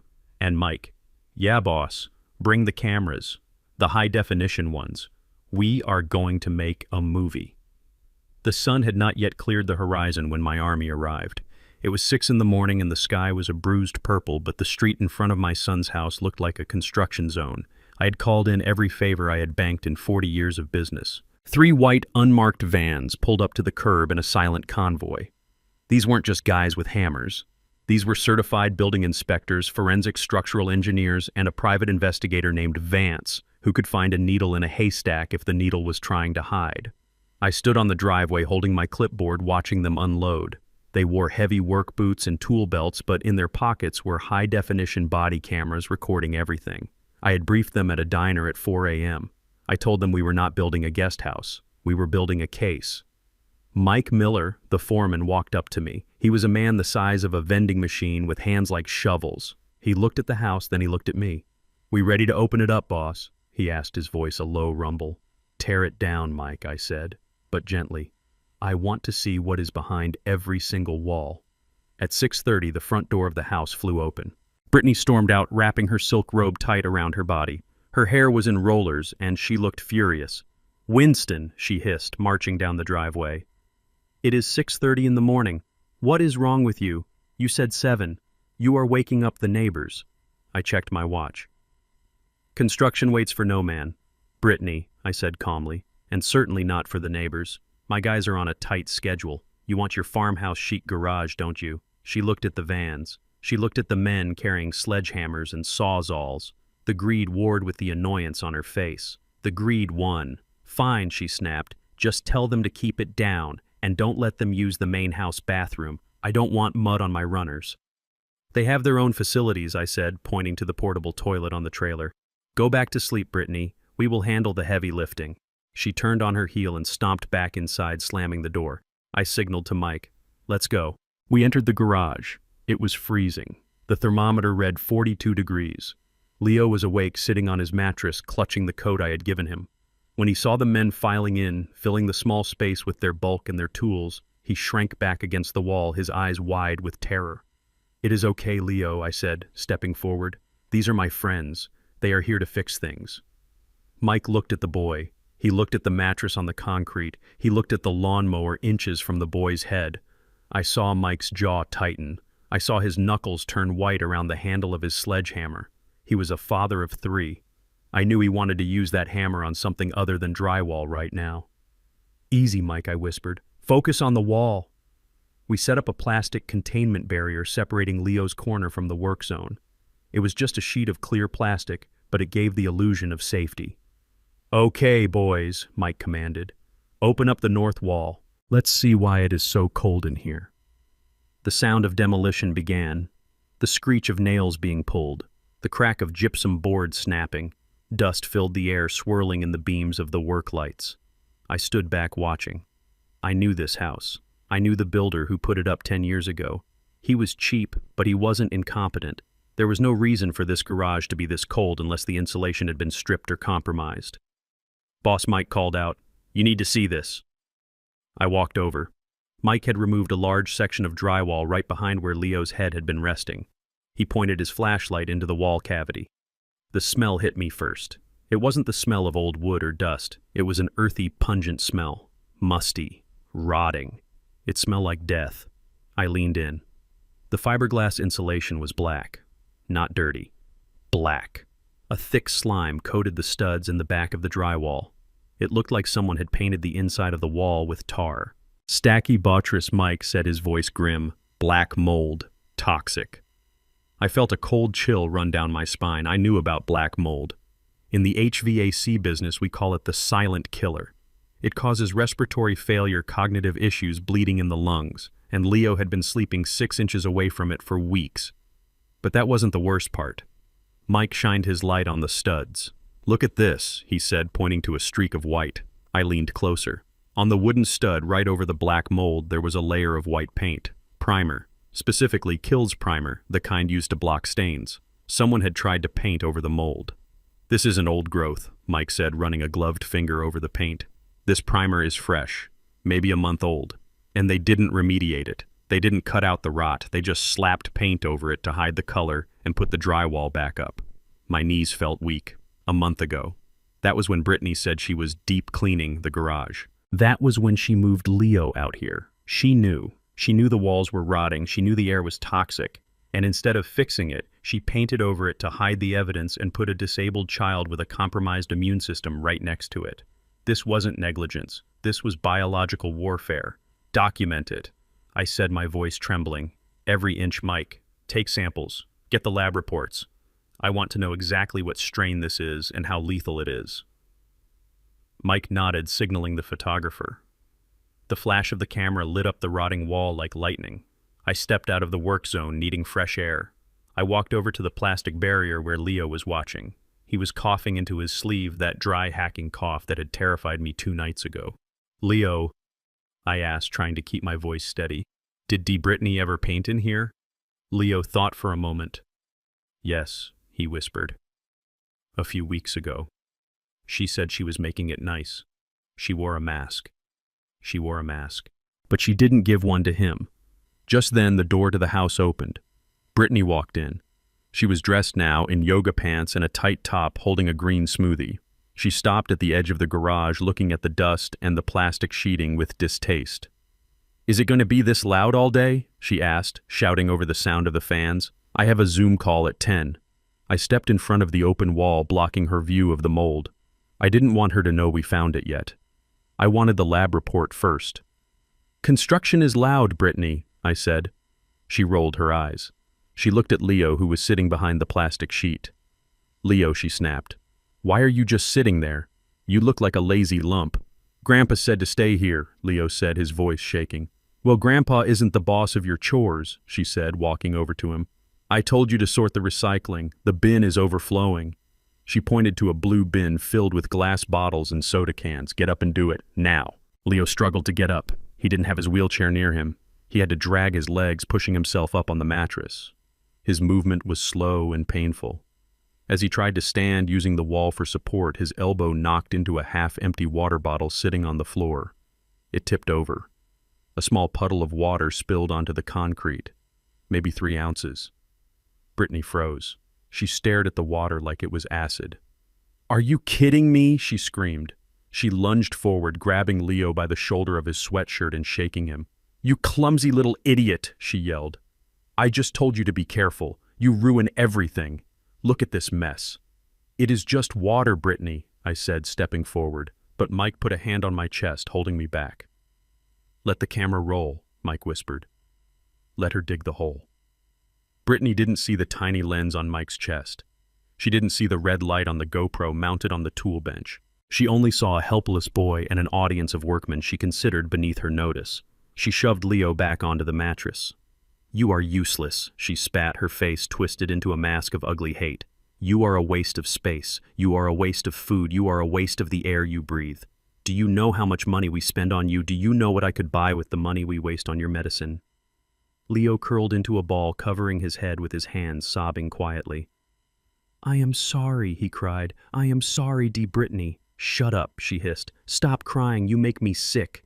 She kicked the water bottle, sending it skittering across the floor. "Clean it up," she commanded, "with your sleeve, right now." Leo scrambled to wipe up the water using the expensive Carhartt jacket I had given him as a rag. Brittany stood over him, watching with satisfaction. "That is better," she said. "Now get to work on the recycling, and if I hear one bottle break, you are sleeping outside without the blanket tonight." She turned around, flipping her hair. She looked at me and Mike. "Sorry about that," she said, flashing a quick fake smile. "You have to be firm with him. He plays the victim if you let him." She walked back into the house, closing the door behind her. Silence descended on the garage. The workers had stopped hammering. They were all staring at the door, their faces pale with shock. Mike looked at me. He tapped his chest where the camera was. "I got it," he said, his voice thick with emotion. "I got every word. Waste of food. Waste of air." I walked over to Leo. I pulled him up from the floor. He was shaking so hard his teeth were chattering. "Grandpa." He sobbed. I spilled the water. "I am bad." I hugged him. I hugged him so tight I thought I might crush him. I buried my face in his neck, smelling the fear and the mold. "No, son," I whispered. "You are not bad. You are the only good thing in this house." I looked at the wall where the black mold was festering. I looked at the door where the monster lived. "Mike," I said. "Yeah, boss. Get the samples to the lab. Pay for the rush. I want the results by tonight." I looked down at my grandson. "And Mike." "Yeah. Call the hotel. Book the penthouse suite for tonight." For who, Mike asked. "For me," I said, "and for the boy." "But you said we couldn't take him," Mike whispered. "Not yet." I looked at the black mold. "Plans change," I said. "I am not leaving him in a gas chamber for another night. We take him tonight. But first we finish the show. I need you to find the wheelchair, Mike. Find out what she did with the battery." Mike nodded. "We are on it." I sat down on the mattress next to Leo. I wasn't going anywhere. I was going to sit right here and breathe this poison air with him until I could carry him out into the sun. And Brittany was going to drown. She just didn't know the water was rising yet. The dust from the drywall demolition was still settling in the cold air of the garage when Vance called me over to the far corner. He was standing next to a pile of what looked like discarded camping gear and broken garden tools. He had lifted a heavy canvas tarp, revealing something that made my stomach turn. It was Leo's electric wheelchair. I had bought this chair for him 3 years ago. It was a quantum edge top of the line with tilt in space functions and off-road tires. It cost me $12,000. It was supposed to be his freedom.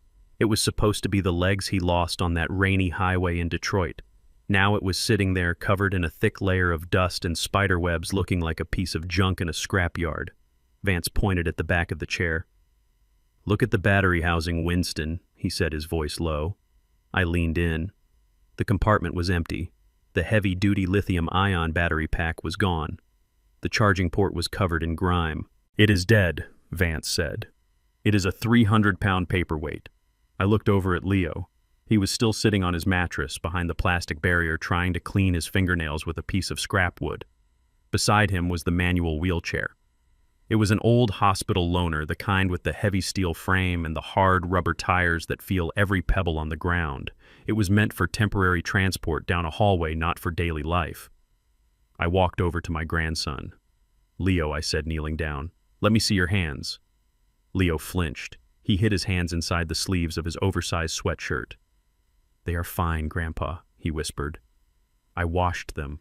"Show me, son," I insisted gently. Slowly, reluctantly, he pulled his hands out. I gasped. His palms were a wreck. They were covered in blisters.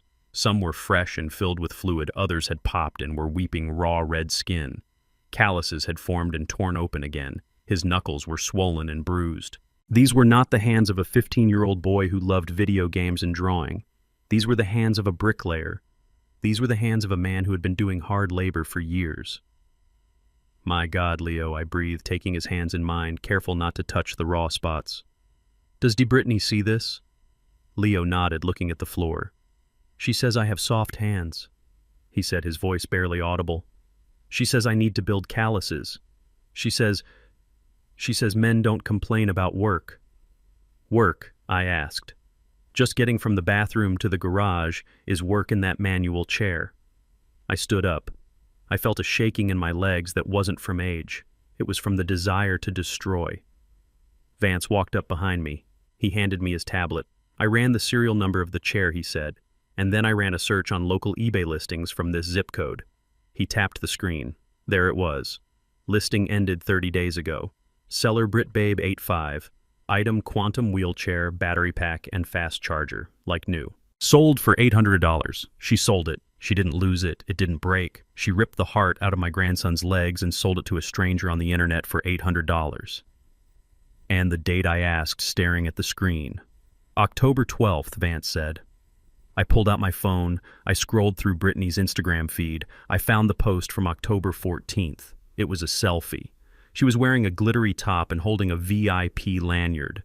The caption read, "Beyoncé Renaissance Tour." Sometimes mama needs a break to recharge her soul. #Queen Bey #self-care. She sold his battery to buy a ticket to a concert. She took his ability to move freely to turn himself in bed to relieve the pressure on his sores, and she traded it for 3 hours of music and a margarita. I looked at the garage door leading to the house. I could hear muffled voices. I walked over and cracked the door just an inch. Brittany was outside on the driveway talking to a woman I recognized as Mrs. Gable, the neighborhood busybody. They were standing near the open garage door where the construction noise was spilling out. "Oh, it is a nightmare," Brittany was saying, laughing lightly. "Winston decided to do this renovation out of the blue. I told him we didn't need it, but you know how men are. They love to fix things that aren't broken." Mrs. Gable nodded, looking at the construction vans. "And how is Leo doing?" Mrs. Gable asked. "I saw him outside the other day in that old wheelchair. He looked like he was struggling, dear. He was sweating so much just trying to get up the driveway." I held my breath, waiting for the lie. Brittany sighed, a sound of practiced martyrdom. "I know," she said, lowering her voice to a confidential whisper. "It is heartbreaking to watch, isn't it? But we have to be cruel to be kind." Mrs. Gable looked confused. "What do you mean?" "His muscles are atrophying," Brittany explained. "Since he got the electric chair, he got lazy. He stopped using his upper body. Dr. Evans said if we don't force him to use the manual chair, his arms will waste away too. We are doing a boot camp. It is for his own good." She paused, looking back at the house. "He cries about it, of course," she added. "He says his hands hurt. But I told him pain is just weakness leaving the body. I am trying to raise a man, Mrs. Gable, not an invalid. If he wants to be independent, he has to earn it. Earn it." I closed the door. I leaned my forehead against the cold wood. She was selling his pain as parenting. She was framing her theft as therapy. She had stripped him of his dignity, sold it for concert tickets, and then convinced the neighborhood that she was a saint for watching him suffer. I walked back to Leo. Vance was already there applying some antibiotic ointment from the first aid kit to Leo's hands. Leo was wincing, but he didn't pull away. Grandpa Leo asked, looking up at me, "Is the battery really broken?" Brittany said it exploded. She said I overcharged it and ruined it. I knelt down. I looked him in the eye. No, Leo, I said firmly. You didn't ruin anything. The battery didn't explode. It was stolen. Stolen, he gasped. By robbers. Yes, I said, by a robber. But don't you worry, we found the thief.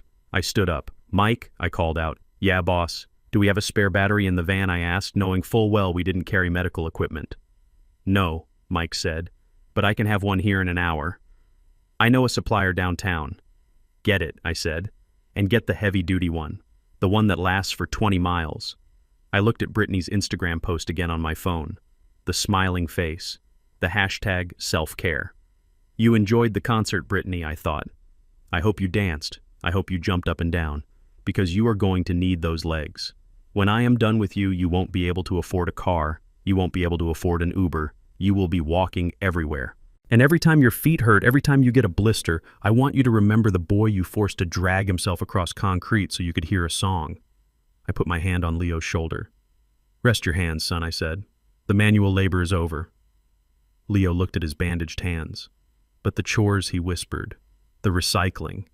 Forget the recycling, I said. Today we are taking out the trash. And I meant it.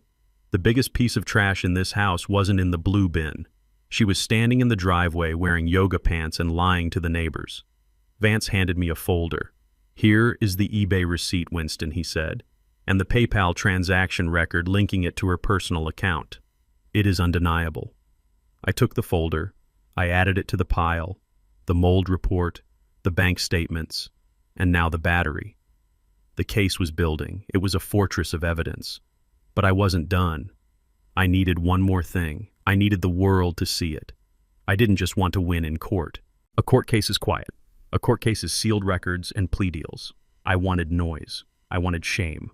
I wanted her to walk into a grocery store 5 years from now and have people whisper, "There goes the woman who sold a crippled boy's legs."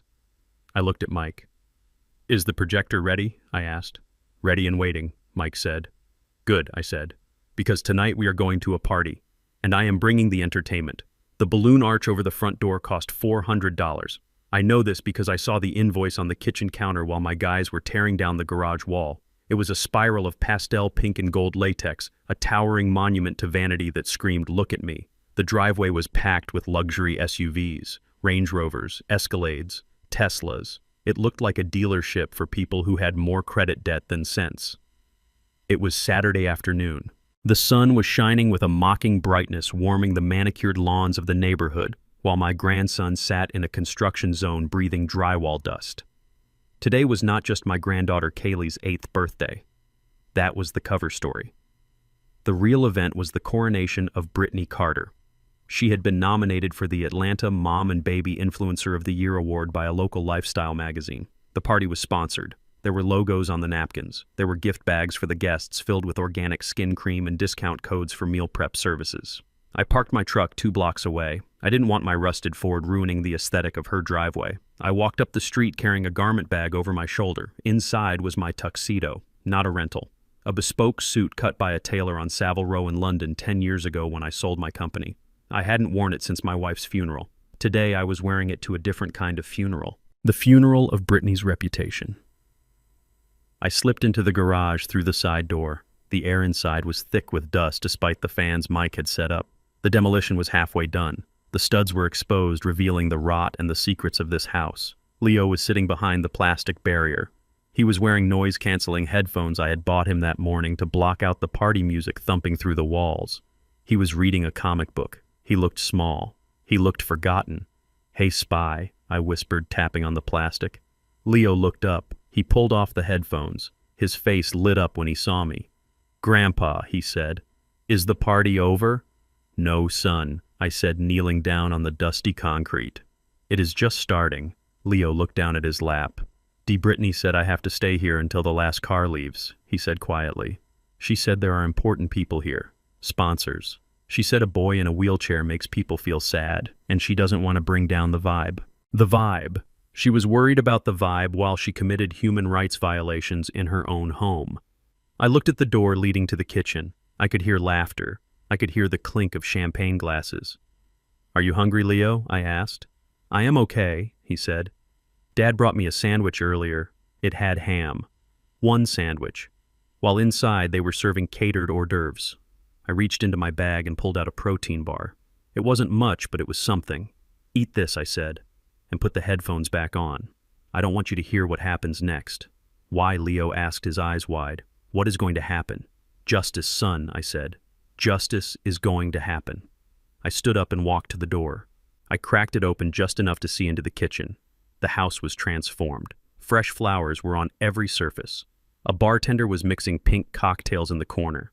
The room was filled with women who looked exactly like Brittany. High heels, blowouts, whitened teeth. They were a clone army of suburban perfection, and there in the center of it, holding court, was Brittany. She was wearing a pale pink dress that matched the balloons. She looked radiant. She was laughing, her head thrown back, a hand on her chest as she spoke to a woman holding a microphone. "Oh, stop it," Brittany gushed. "I am not a hero. I am just a mom doing her best." Raising a blended family has its challenges, especially with a special needs child, but love conquers all. We don't see disability in this house. We just see possibility. The woman with the microphone nodded solemnly. The cameraman behind her zoomed in. "That is so inspiring," the interviewer said. "And where is Leo today? We would love to meet the boy who inspired your journey." I held my breath. Brittany's smile faltered for a fraction of a second. Just a glitch in the matrix. Then it was back, dazzling and practiced. "Oh, Leo is at a specialized retreat this weekend," she lied smoothly. "It is a sensory immersion camp in the mountains. He loves it there. They have horses and hydrotherapy. We really wanted him here for his sister's birthday, but we couldn't interrupt his treatment. Consistency is key for his condition." A retreat. He was 20 feet away, sitting next to a table saw. The crowd murmured their approval. "You are such a good mother," someone whispered. "Most people would send him to a home," another said. I watched Damon. My son was standing by the sliding glass door holding a tray of empty glasses. He looked like a ghost. He heard the lie. He knew the truth. But he said nothing. He just stared at the floor, his spine dissolved by years of cowardice. I closed the door. I couldn't watch anymore. If I stayed, I would vomit. I walked back to Leo. "I have to go get changed," I said. "Are you going to the party?" Grandpa Leo asked. "Yes," I said. "I have a speech to give." I walked out of the garage and back to my truck. I drove to the gas station around the corner. I went into the bathroom, I washed the dust off my face, I shaved, I put on the tuxedo, I tied the bow tie with steady hands. When I looked in the mirror, I didn't see Winston the mechanic. I didn't see Winston the grandfather. I saw Winston Carter, the CEO. The man who had negotiated multi-million-dollar contracts with unions and city councils. The man who could walk into a boardroom and silence it with a look. I walked out to my truck, but I didn't get in the truck. I pulled out my phone and called a number. "Bring it around," I said. 5 minutes later, a black trailer pulled up, driven by one of my old employees. He lowered the ramp. I backed my pride and joy out of the trailer. It was a Mercedes Maybach S650, two-tone black and silver V12 engine. It was a car that cost more than Brittany's house. I rarely drove it. It was ostentatious. It was loud. But today loud was exactly what I needed. I slipped into the driver's seat. The leather smelled like success. I drove back to the house. I didn't park down the street this time. I turned into the driveway. I honked the horn, a deep, resonant blast that cut through the chatter of the party. I drove right up onto the lawn, crushing the perfect grass, avoiding the sprinkler heads by memory.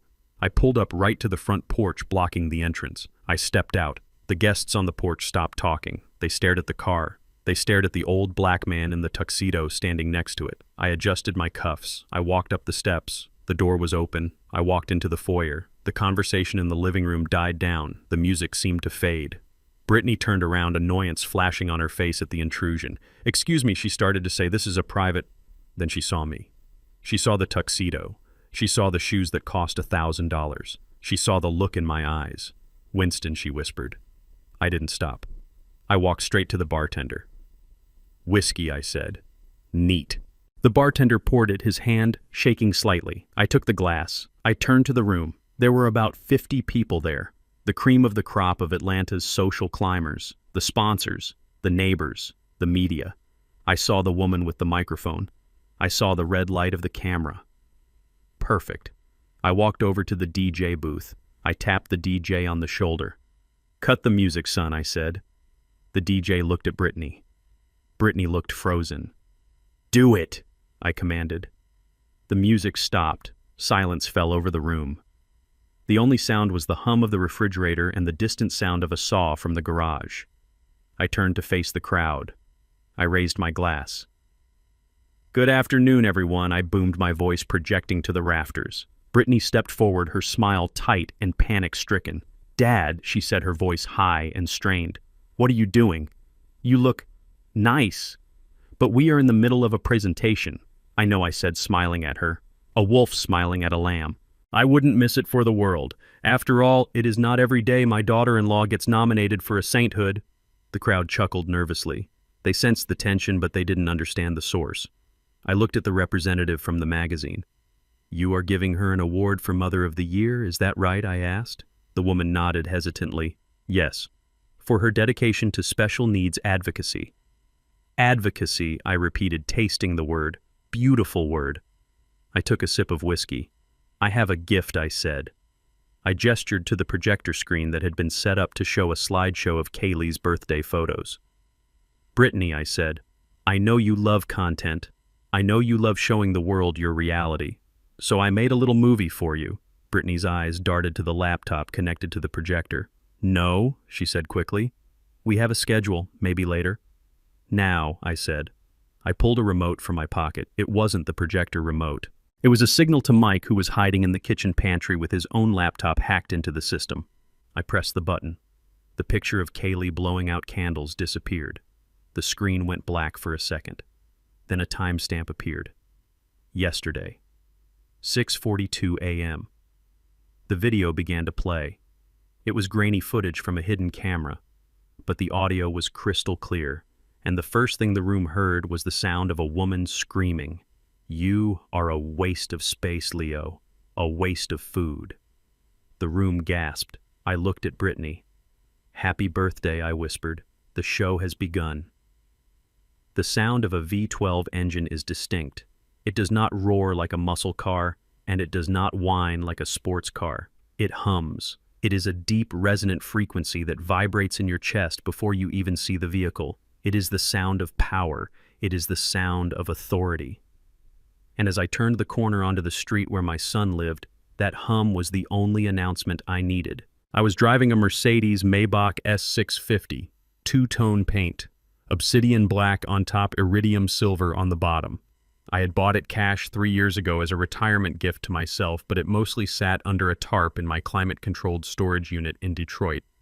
I usually drove my truck because I like to blend in. I like to be underestimated. But today I did not want to blend in. Today I wanted to stand out like a diamond in a coal mine.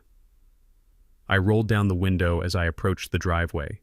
The valet, a teenager in a red vest who looked bored out of his mind, dropped his jaw.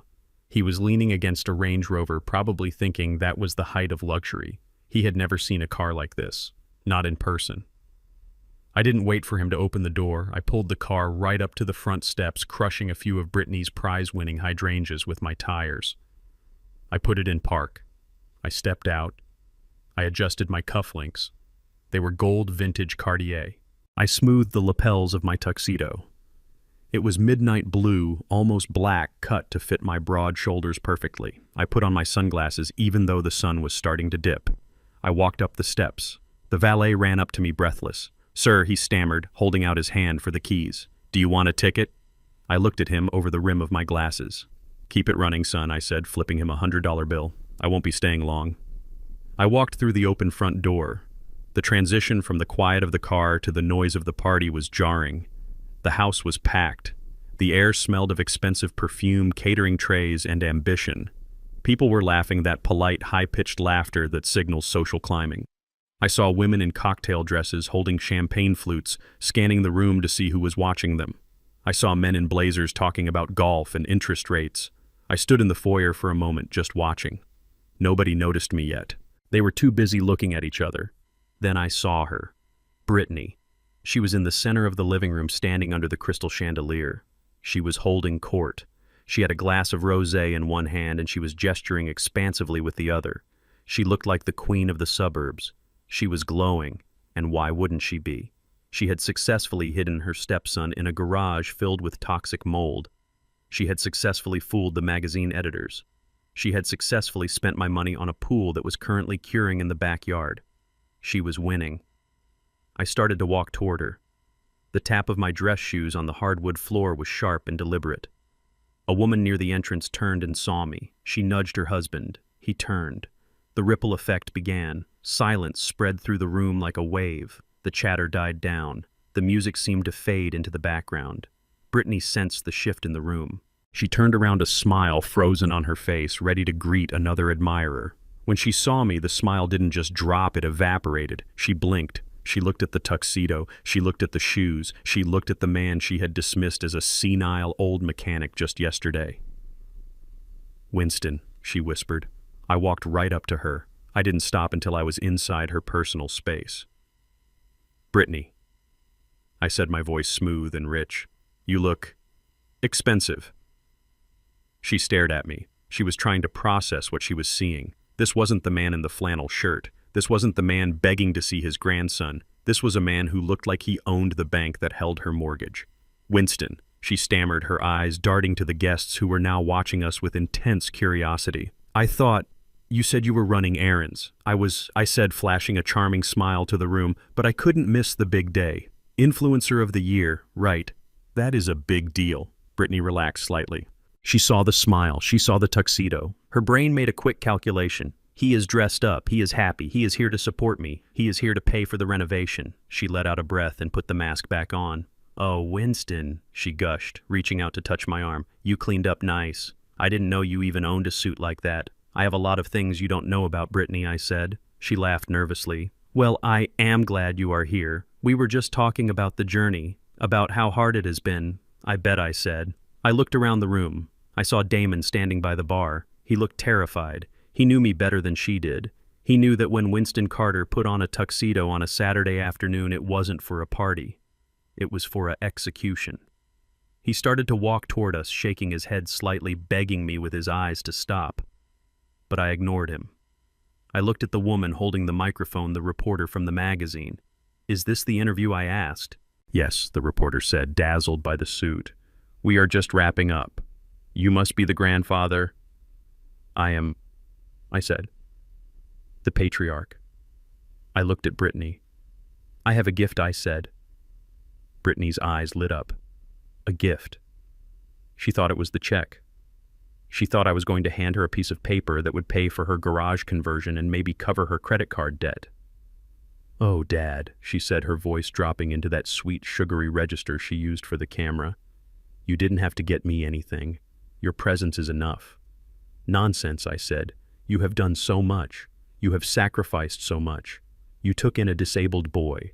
You gave him a home. You gave him structure." I emphasized the word structure. Brittany nodded, beaming. "It is a labor of love," she said to the camera. "I think everyone should know just how much you have done," I said.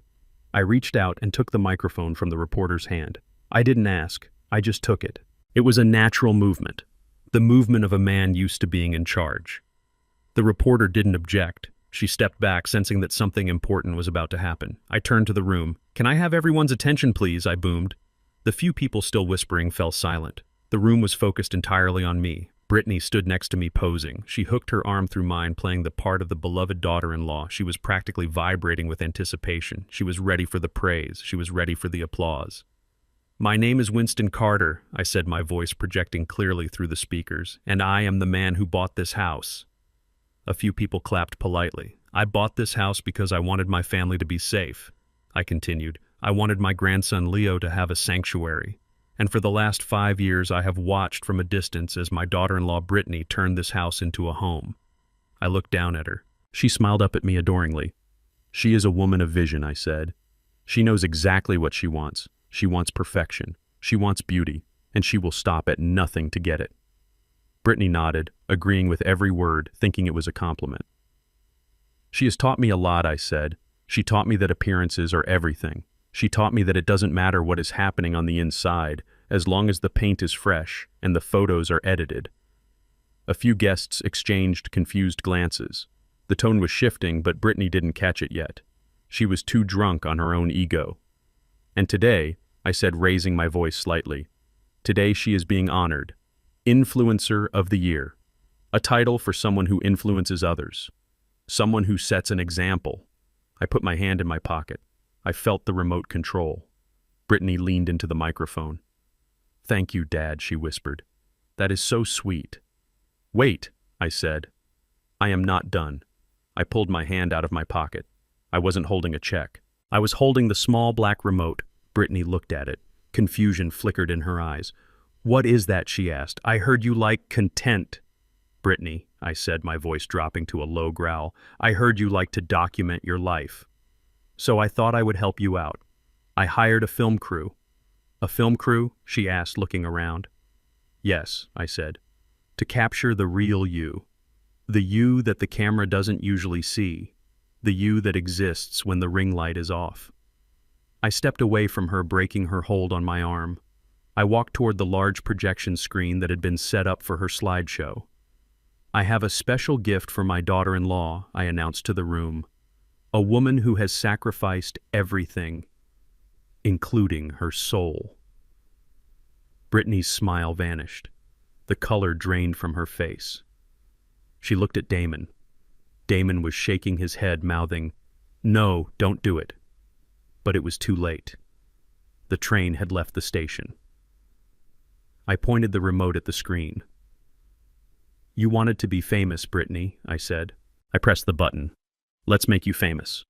The projector hummed to life overhead, a low mechanical whir that sounded like a plane engine preparing for takeoff.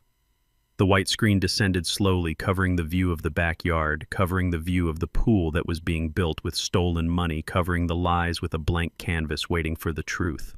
The room dimmed automatically as the smart blinds lowered. Brittany had programmed them that way for her presentation. She had set the stage for her own execution. I stood to the side of the screen, my tuxedo absorbing the shadows, my face impassive. I watched the guests. They were holding their breath, expecting a montage of baby photos set to acoustic guitar music.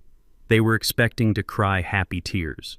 They were expecting to see the carefully curated version of the Carter family that Brittany broadcast to the world. Instead, they saw static. Then the image resolved. It was stark. It was high definition thanks to the cameras Mike had installed in the studs. The timestamp in the corner read October 24th, 11:42 p.m. 2 nights ago. The angle was wide, capturing the entire corner of the garage. The lighting was harsh, coming from the single fluorescent strip overhead. It cast long, sharp shadows against the unfinished drywall and the plastic sheeting. There was no music. There was only the sound of the garage, the hum of the refrigerator in the corner, the wind rattling the metal door, and the sound of breathing. In the center of the frame, on the dirty mattress, lay Leo. A gasp rippled through the room. It wasn't a happy gasp. It was the sound of air being sucked out of 50 pairs of lungs at once. On the screen, Leo was shaking. It wasn't a subtle shiver. His entire body was vibrating under the thin blankets. He was curled into a ball, his knees pulled up to his chest, his hands tucked under his armpits. He looked like a refugee. He looked like a prisoner of war. Then the coughing started. It was a wet, hacking sound that tore through the silence of the ballroom. On the screen, Leo sat up. He grabbed a rag from the floor, the same rag he used to clean the lawnmower. He coughed into it. His small body convulsed with the effort. When he pulled the rag away, he held it up to the light. Even in the video, you could see the dark stain. Blood. My grandson was coughing up blood in a freezing garage while his stepmother slept in silk sheets upstairs. I looked at the guests. The woman from the magazine had covered her mouth with both hands. Her eyes were wide, fixed on the screen. The bartender had stopped wiping a glass. The DJ was staring with his mouth open. But the video wasn't done. The timestamp jumped forward. October 25th, 7:00 a.m. The garage door leading to the house flew open on the screen. Brittany walked in. She wasn't wearing her pink party dress. She was wearing her bathrobe. She was holding a plastic tray like the kind used in a cafeteria. On the screen, she didn't look like the mom of the year. Her face was twisted in a snarl. She marched over to the mattress where Leo was trying to sit up. "Here," she said. Her voice boomed through the speakers, clear and sharp. "Eat fast. I need the tray back." She didn't hand it to him. She didn't place it on a table because there was no table. She dropped it. She let go of the tray from waist height. It hit the concrete floor with a loud clatter. The plastic bowl tipped over. The gray oatmeal spilled out onto the dirty floor right next to the oil stains. The glass of water shattered, sending shards of glass skittering across the mattress. Leo flinched, scrambling backward against the wall. "Look what you did," the video, Brittany screamed. "You clumsy idiot, you waste of space." On screen, Leo started to cry. "I didn't do it," he sobbed. "You dropped it, Brittany. Don't you lie to me," she yelled. She stepped forward and kicked the spilled oatmeal. "You did this on purpose. You are ungrateful. I cook for you, I clean for you, and this is how you repay me." She pointed at the mess on the floor. "Clean it up," she commanded. Leo reached for the rag. "No," she said. "Not with the rag. Eat it." The room went dead silent. The kind of silence that feels heavy, like gravity has doubled. What Leo whispered on the screen. "You heard me," Brittany hissed, looming over him. "Food is expensive. We don't waste food in this house. If you want to act like an animal, you can eat like one. Pick it up and eat it." On the screen, my grandson, the boy I had taught to fish. The boy who loved comic books reached out with a trembling hand. He picked up a glob of oatmeal from the concrete floor. He hesitated, looking up at her, hoping for mercy. There was no mercy.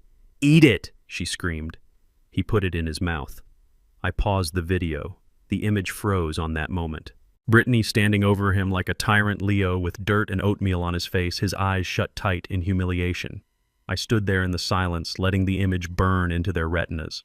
I wanted them to see it. I wanted them to feel it. I wanted the sponsors who gave her free strollers and the neighbors who liked her post to see exactly who they were applauding. Then the sound of glass breaking shattered the silence. Someone near the back had dropped their champagne flute. It hit the floor and exploded, but nobody moved to clean it up. They were paralyzed. I looked at the woman from the magazine, the one who was going to give her the award. Her face was gray. She looked like she was going to be sick. She slowly took the sash that said Mom of the Year off the table. She folded it. She put it in her bag. Then she stood up. "I am leaving," she said. Her voice was shaking. "Wait!" Brittany cried out. Her voice broke the spell. Brittany rushed forward from where she had been standing, frozen near the fireplace. She waved her hands frantically, trying to block the projector beam with her body.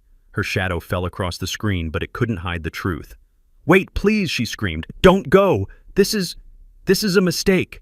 The magazine representative didn't stop. She signaled to her cameraman. "Cut the feed," she said. "We are done here." Brittany grabbed the woman's arm. "You don't understand," she pleaded, her eyes wild. "That is not real. That is not me." She spun around, pointing a finger at me. "He did this," she shrieked. "He hates me. He has always hated me because I am white. He is jealous that I am raising his grandson better than his daughter ever could." She looked around the room, begging for allies. "It is AI," she yelled. "Artificial intelligence. You know what they can do now? They can make deepfakes. He hired someone to make this. He took my voice from my videos and he put it on an actor." That is not Leo. That is a computer trick. She was desperate. She was throwing every buzzword she could think of at the wall, hoping something would stick. I stood perfectly still. I didn't defend myself. I didn't argue. I just watched her unravel. "It is a deepfake," she repeated, her voice rising to a hysterical pitch. "Look at the shadows. Look at the pixels. It is fake. I love Leo. I would never do that. I am a holistic mother. I am an advocate." She ran to Damon, who was standing by the bar looking like he had been struck by lightning. "Damon, tell them," she begged, shaking him. "Tell them I treat him like a king. Tell them about the organic food. Tell them about the sensory retreat." Damon looked at the screen. He looked at the image of his wife standing over his son, forcing him to eat off the floor. He looked at me. And for the first time in his life, I saw something in Damon's eyes that wasn't fear. It was horror. He pulled his arm away from her. Damon, Brittany gasped. "Why aren't you saying anything?" "Because he knows," I said, my voice cutting through her panic. I walked to the center of the room. "He knows because he bought the oatmeal," I said. "He knows because he paid the electric bill for the garage. He knows because deep down he has known for years that you are a monster, and he was too much of a coward to stop you." I turned to the guests. "I didn't sell his wheelchair battery on eBay," I said, holding up the receipt Vance had given me. "I didn't spend $45,000 of his surgery money to build a pool in the backyard. I didn't isolate a 15-year-old boy until he wished he was dead. I looked at the neighbors. You saw him, I said. You saw him dragging himself up the driveway. You saw his hands bleeding, and you bought her story about boot camp. You let her convince you that torture was therapy. The neighbors looked down. Shame is a powerful thing. It filled the room thick and suffocating. This is a setup, Brittany screamed, backing away. You are framing me. I will sue you. I will sue all of you. I clicked the remote one more time. The screen changed. It wasn't a video this time. It was a live feed. The camera was positioned inside the garage right now. At this very moment, it showed the plastic barrier. It showed the mattress.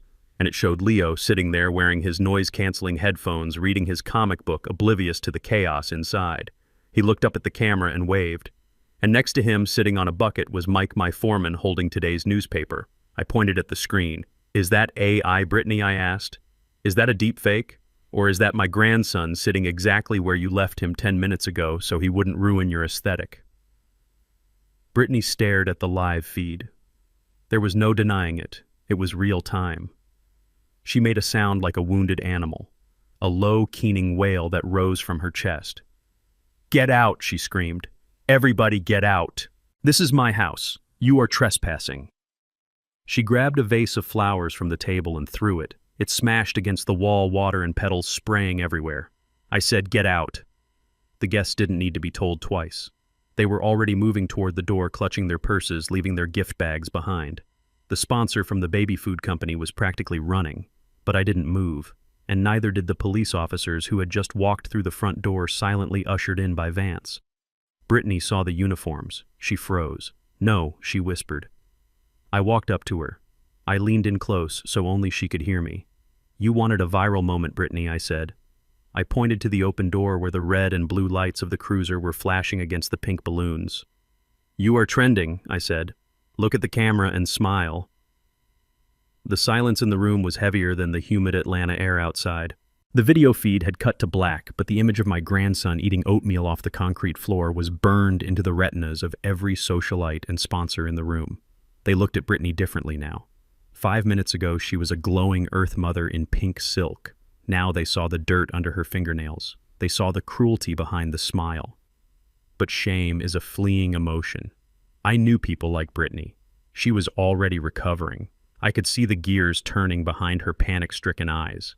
She was formulating a defense. She was going to claim the video was taken out of context. She was going to claim it was tough love. She was going to claim it was a one-time mistake, born of stress. I wasn't going to give her that chance. I wasn't going to let her spin this. I needed to nail the coffin shut so tight that not even a prayer could get her out. I walked over to the buffet table. I shoved a tray of artisan cheese aside, sending crackers spilling onto the floor. I reached into my inside jacket pocket and pulled out a thick, heavy envelope. It wasn't the festive greeting card kind. It was manila. It was official, and it was filled with the paper trail of her destruction. I raised the envelope high so everyone could see it. You say you love him, I said, my voice booming in the quiet room. You say you sacrifice for him. You say his health is your priority. I threw the envelope onto the table. It landed with a heavy thud that made the crystal glasses jump.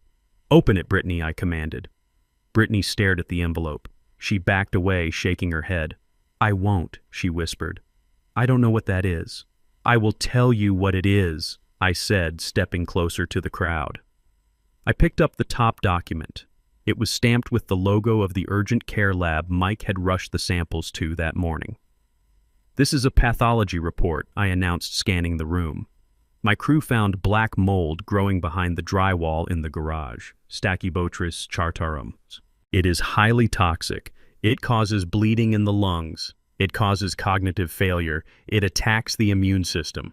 I looked at the guests. My grandson has been sleeping 6 inches away from it for 3 weeks. I turned on Brittany. And here's the kicker, I said. You knew. No, she screamed. I didn't know. How could I know? Because you painted over it, I roared. I pulled out the photo Mike had taken. The close-up of the white Kills primer smeared over the black rot. You bought a gallon of primer on October 1st, I said.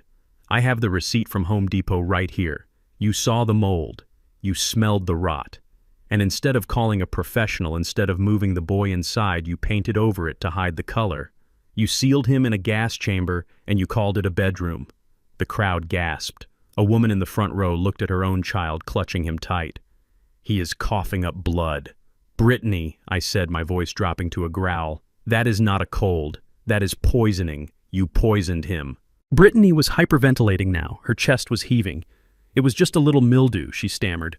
"I treated it with essential oils. I used tea tree oil. It is natural. Tea tree oil doesn't kill black mold," I snapped, "and it certainly doesn't fix a collapsed lung." I slammed the medical report down and picked up the next stack of papers. The bank statements, the ones Mr. Henderson had printed for me with shaking hands. "But maybe you were just ignorant," I said. "Maybe you are just a bad homeowner." "But this isn't ignorance. This is theft." I held up the statements. The pages were highlighted in neon yellow marker. "This is the Leo Carter Special Needs Trust," I said. "A fund I set up to pay for his surgeries, to pay for the tendon release operation that would allow him to stand up, to allow him to look a man in the eye." I walked toward her. She retreated until her back hit the grand piano.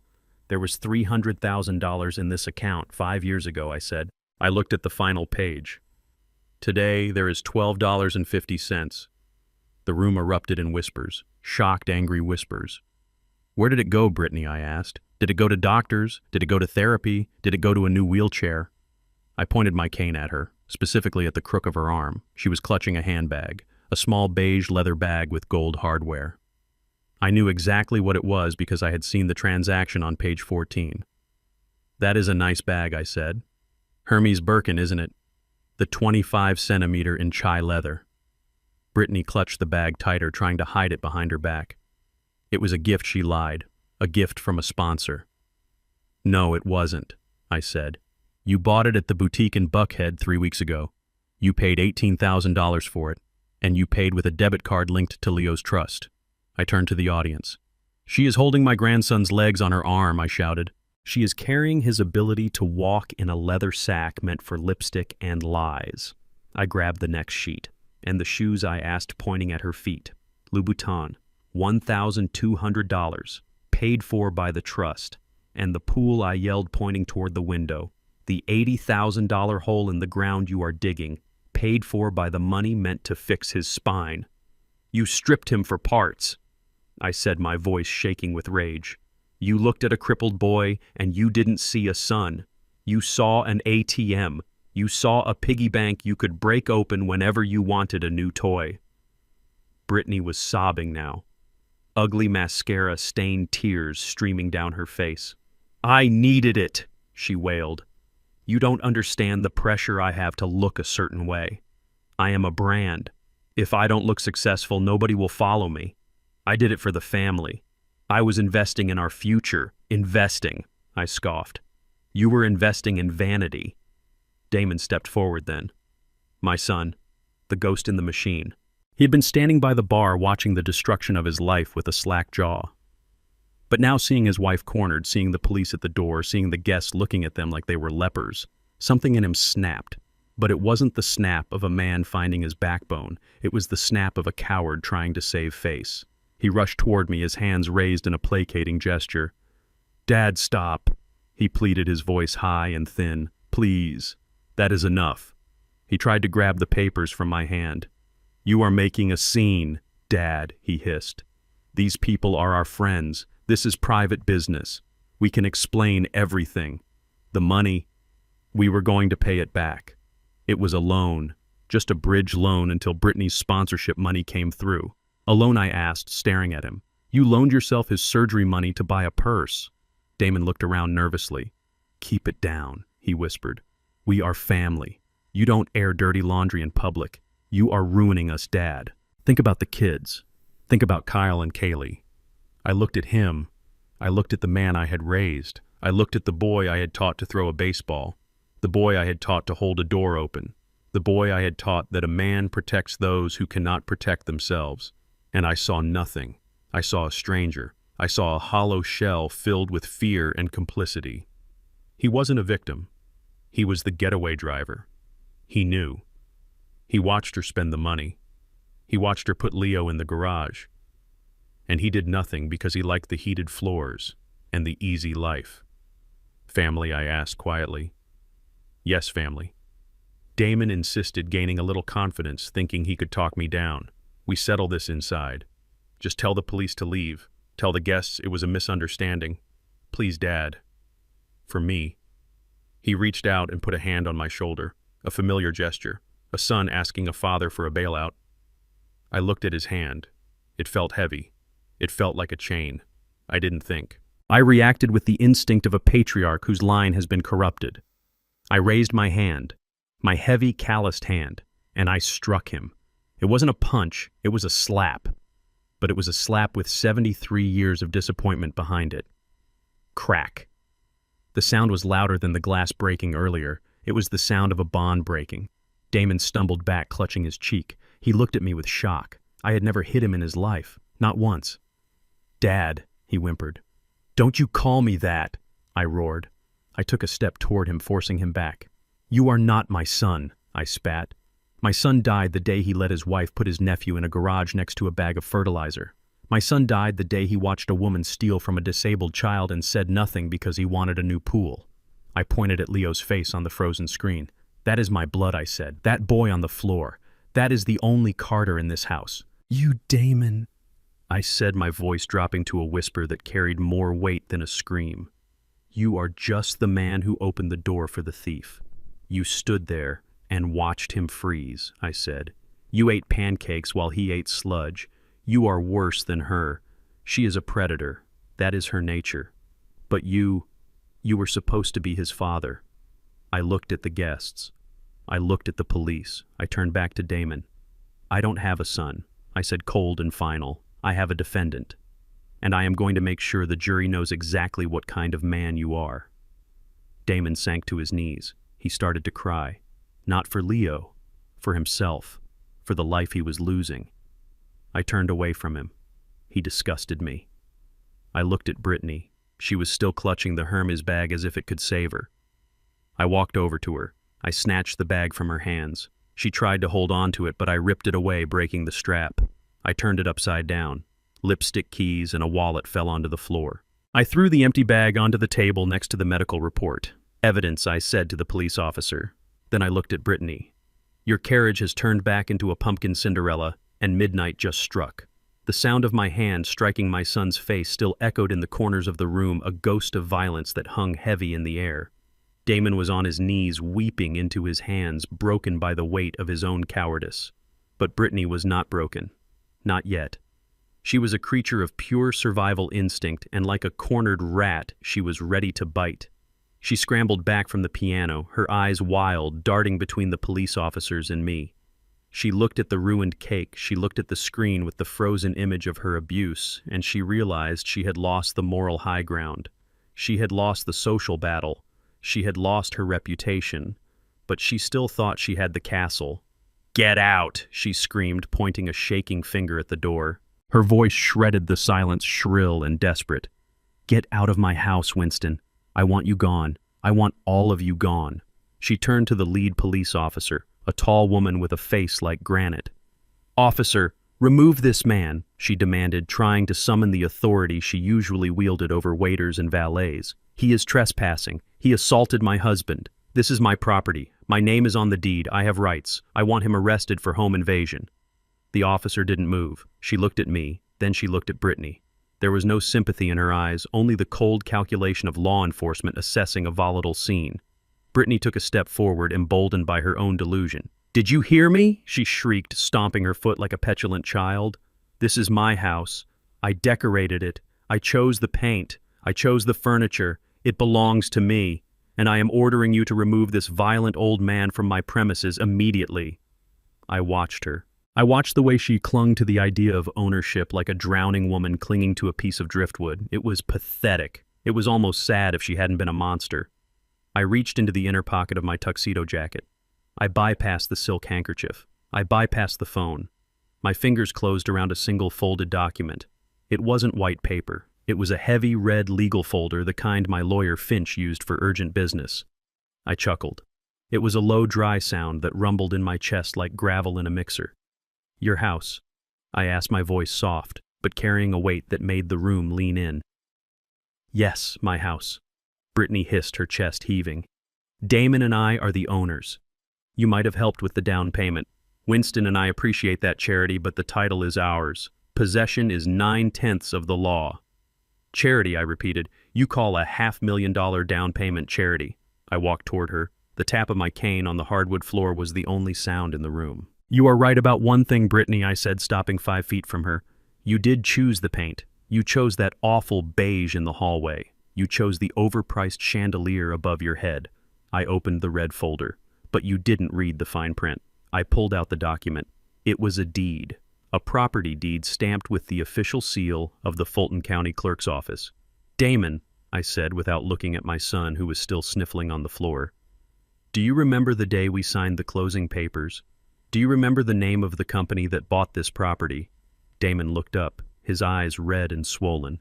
He looked confused. It was us, he stammered.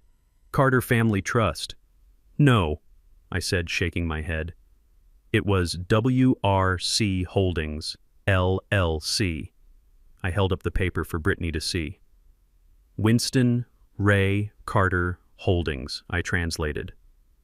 That is my company, my shell corporation. I use it to hold real estate assets to protect them from liability. Brittany stared at the paper. Her eyes scanned the text, but her brain refused to accept it. What does that mean, she whispered.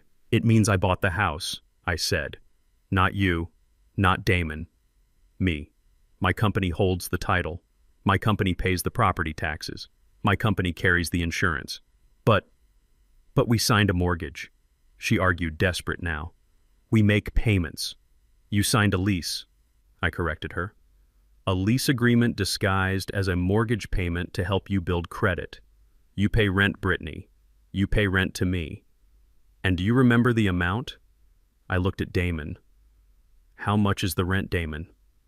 Damon buried his face in his hands. $1, he whispered. $1 a year, I boomed, turning to the crowd. I let them live in $1 million home in a gated community for $1 a year. I paid the maintenance. I paid the repairs. I paid for the roof when it leaked. All I asked for was that they maintain the property and care for the family. Brittany's face went from pale to a sickly shade of gray. She knew what was coming. She knew how contracts worked. So you are the landlord, she spat, trying to regain some footing. So what? You have to give us notice. You have to give us 30 days. You can't just kick a family out on the street. I have tenant rights. I know the law. Georgia law protects tenants. You have to go through eviction court. It takes months. I smiled. It was the smile of a wolf who has already locked the gate. Usually you would be right, I said, if you were a normal tenant, if this was a normal lease. I flipped to page 12 of the document. The page was bookmarked with a red sticky note. But this isn't a standard lease, Brittany. Finch drafted this. And Finch doesn't write standard leases. I pointed to a paragraph highlighted in yellow. Clause 14, Section B, I read aloud, the moral conduct and safekeeping clause. I looked at her over the rim of my reading glasses. It states that the tenancy is conditional upon the occupants maintaining a safe and habitable environment for all family members residing within.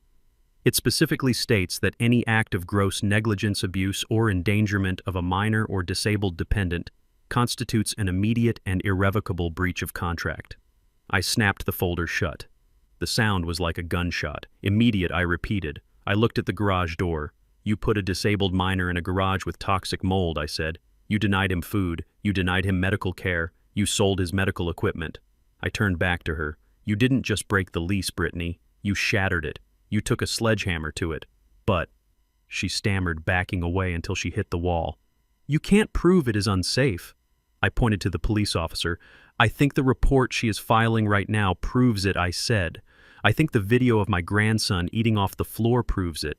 I think the mold report proves it. I walked up to her.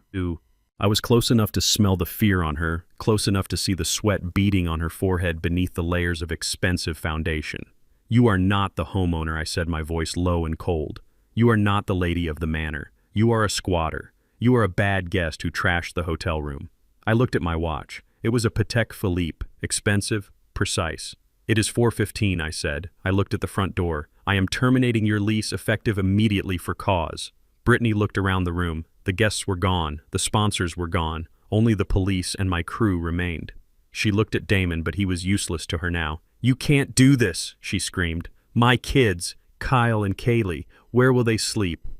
They can go to their father, I said. Your ex-husband. I already called him. He is on his way. He seems very interested in the video footage of you neglecting your stepson. I imagine your custody arrangement is about to change very significantly. No, she wailed, sliding down the wall. No, you can't take my babies. I am not taking them, I said. You lost them. You lost them the minute you decided that Instagram likes were more important than their brother's life. I turned to the lead officer. Captain, I said, as the legal owner of this property, I am formally requesting that you remove these trespassers. The officer nodded. She stepped forward, pulling a pair of handcuffs from her belt. Brittany Carter, she said, you are under arrest for child endangerment and fraud. But before we take you to the station, you have a choice. The officer looked at me. Mr. Carter has generously given you a grace period. I held up one finger. 1 hour, I said. You have 1 hour to pack your bags. Not the furniture, not the TV, not the silver, just your clothes and your personal items. Anything bought with money from Leo's trust stays here. That Hermes bag stays. The shoes stay. Brittany looked at the bag on the table. She looked at her shoes. I am naked, she whispered. Everything I own, I bought it with the account. Then you leave naked, I said, cold as ice. Or you leave in that jumpsuit they give you at the county jail. It is your choice. I turned to Damon. He was standing up now, swaying slightly. He looked at me with eyes full of tears. Dad, he rasped. What about me? I didn't sign the checks. I didn't sell the battery. No, I said. You just watched. I pointed to the door. You have an hour too, Damon. Dad, please, he begged, stepping toward me. I have nowhere to go. I don't have any money. She spent it all. You have a truck, I said. You have a job. You are a grown man. Figure it out. But Leo, he cried. Let me say goodbye to Leo. He is my son. I laughed. It was a harsh barking sound. He is not your son, I said. He is Sarah's son. And as of this morning, I filed for emergency custody. Finch is with the judge right now showing him the mold report. You lost him, Damon. You lost the privilege of being a father when you let him sleep in the cold. I turned my back on them. Start packing, I said. Brittany screamed, a primal sound of rage and loss. She lunged for me, her nails hooked into claws. I will kill you, she shrieked. You ruined my life. The officer tackled her before she got within 3 feet of me. They went down in a heap of pink silk and police Kevlar. The handcuffs clicked shut. I didn't even flinch. I just smoothed my tuxedo jacket. I walked over to the table where the Hermes bag sat. I picked it up. It was heavy. Beautiful leather. Stolen dignity. I looked at the garage door. Leo was waiting. I had a house to clean, and for the first time in years, the air in this place was starting to feel fresh. 60 minutes, I said to the room at large. The clock starts now. The sirens did not sound like an emergency anymore. They sounded like a gavel banging against a sounding block. Blue and red lights washed over the living room walls, mixing with the pastel pink of the birthday balloons, creating a surreal disco effect. The party was over, but the house was fuller than it had been all day. 2 uniformed officers stood by the front door blocking the exit. But the people who scared Brittany the most were not the ones with guns. They were the ones with clipboards. 2 women in navy blue windbreakers walked in. On the back of their jackets in bold white letters were the initials CPS, Child Protective Services. I had called Finch immediately after finding the mold. Finch had called the Fulton County District Attorney, and the District Attorney had called CPS. When you present a mountain of evidence, including video of physical abuse and medical reports of poisoning, the system moves fast. One of the caseworkers, a woman named Mrs. Alvarez, walked straight to me. She didn't look at the crystal chandelier or the ruined cake. She looked at the red folder in my hand. Is this the documentation, Mr. Carter? She asked. I handed it to her. Everything is in there, I said. The trust fund withdrawal records showing the embezzlement, the medical report regarding the black mold exposure, the timeline of the starvation, and the flash drive with the video evidence. Mrs. Alvarez nodded. She looked at Brittany, who was currently pinned against the wall by the female police officer, her hands cuffed behind her back. Brittany saw the CPS jackets. Her eyes widened. The realization hit her harder than the handcuffs. This wasn't just about jail. This was about her image. This was about her identity as a mother. "You can't be here," she screamed, struggling against the officer. "You can't take my children. I am a good mother. I am the influencer of the year. Look at the balloons. Look at the party. I threw a party for my daughter." Mrs. Alvarez walked over to her. She looked at Brittany with eyes that had seen too many horrors to be impressed by a pink dress. "Mrs. Carter," she said calmly, "we have an emergency removal order signed by Judge Hatcher. Based on the evidence of severe neglect and endangerment regarding the minor Leo Carter and the financial exploitation of a dependent, we are placing all minors in the home into protective custody immediately." "All of them," Brittany shrieked. "But Kyle and Kaylee are fine. They have bedrooms. They eat pancakes. They are happy." Mrs. Alvarez shook her head. "A home where one child is tortured is not safe for any child," she said. "Abuse is not a room, Mrs. Carter. It is an atmosphere." She turned to the second caseworker. "Get the children," she said. "No," Brittany wailed. "Not my babies. Don't touch them." I watched as the second caseworker went into the living room where Kyle and Kaylee were huddled together on the sofa. They were terrified. They had watched their mother scream. They had watched their grandfather slap their stepfather. They had watched the police put metal cuffs on their mother's wrists. Kyle was crying, holding his sister's hand. Kaylee was clutching a Barbie doll, staring at the police lights with wide, traumatized eyes. I felt a pang of guilt in my chest. These kids were innocent. They were spoiled, yes. They were entitled, yes. But that was not their fault. They were victims of Brittany's warping influence just as much as Leo was a victim of her neglect. She had taught them that love was conditional on likes. She had taught them that cruelty was acceptable if it was directed at the weak. The caseworker knelt down in front of them. She spoke softly. She offered her hand. "Come on, guys," she said. "We are going to go for a ride." "Where is Mommy?" Kaylee sobbed. "Mommy has to talk to the police," the caseworker said. "But your daddy is coming to get you." Daddy. Their biological father. Brittany's first husband. A man named Mark who ran a landscaping business in Savannah. A decent man who had been pushed out of their lives by Brittany's lawyers and her lies. I had called Mark 3 hours ago. I told him everything. He was already on the highway. Brittany heard the word daddy. "You called Mark," she screamed at me, spitting in my direction. "You called that loser. He is behind on child support. He drives a truck. He can't take care of them. He drives a truck." I said, stepping into her line of sight. "So do I, Brittany. And unlike you, he didn't sell his son's wheelchair to buy concert tickets." The police officer grabbed Brittany's arm. "Time to go, Mrs. Carter," she said. "Wait," Brittany pleaded, her heels skidding on the hardwood floor as they dragged her toward the door. "My bag. I need my bag." "Your bag is evidence," I said, picking up the Hermes Birkin from the table, the one paid for with Leo's surgery money. "It stays here." She looked at me with pure, unadulterated hatred. "I hope you rot," she hissed. "I hope you die alone in this big empty house." I looked at her. I looked at the woman who had terrorized my family. "I won't be alone," I said. "I have my grandson, and I have my conscience. That is more than you will have in a cell." The officers marched her out. The scene on the front lawn was a spectacle. The neighbors, the ones she had lied to, the ones she had tried to impress, were standing on their porches. They held their phones up. They were recording. Brittany Carter, the woman who lived for the camera, was finally getting the coverage she deserved. I walked to the window and watched. They shoved her into the back of the patrol car. She had to duck her head awkwardly because of the handcuffs. Her pink dress was bunched up around her knees. Her hair was a mess. The fantasy was over. Then I saw a beat-up Ford F-150 pull into the driveway, screeching to a halt behind the police cruisers. A man jumped out. He was wearing work boots and a t-shirt covered in grass stains. Mark. He ran toward the house, ignoring the police, ignoring the neighbors. He ran straight for the porch where the CPS worker was leading Kyle and Kaylee out.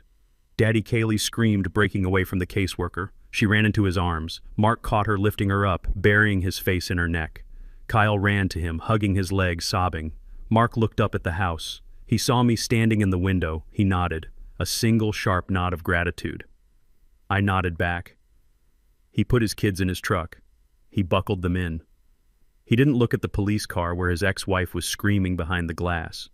He just drove away, taking the innocent casualties of this war to safety. The house was quiet now. The police officer turned to me. "We need to process the scene, Mr. Carter," she said.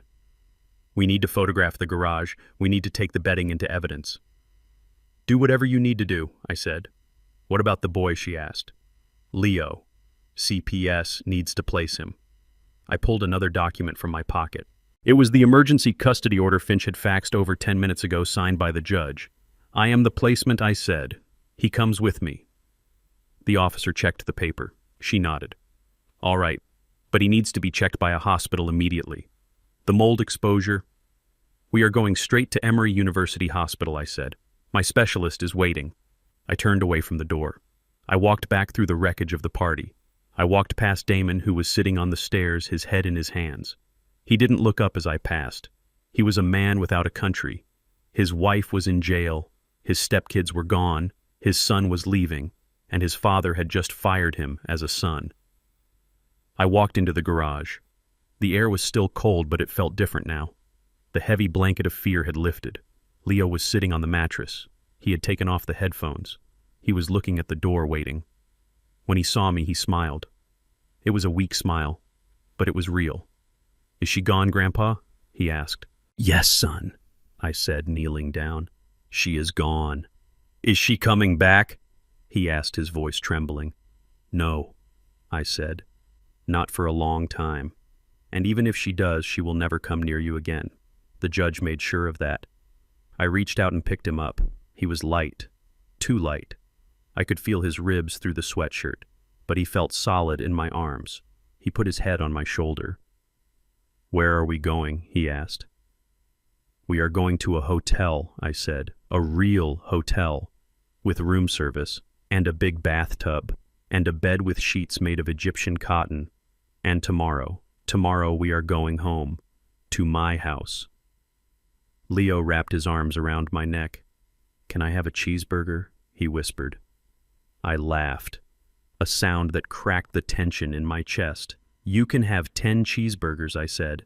"You can have the whole cow." I carried him out of the garage. I carried him through the kitchen, past the ruined cake, past the shattered vase. I carried him past Damon, who finally looked up as we passed. Damon opened his mouth to speak. "Dad?" I didn't stop. I didn't slow down. I walked right out the front door, carrying the only thing that mattered. The night air was cool, but the Maybach was waiting. The engine was running. The heat was on.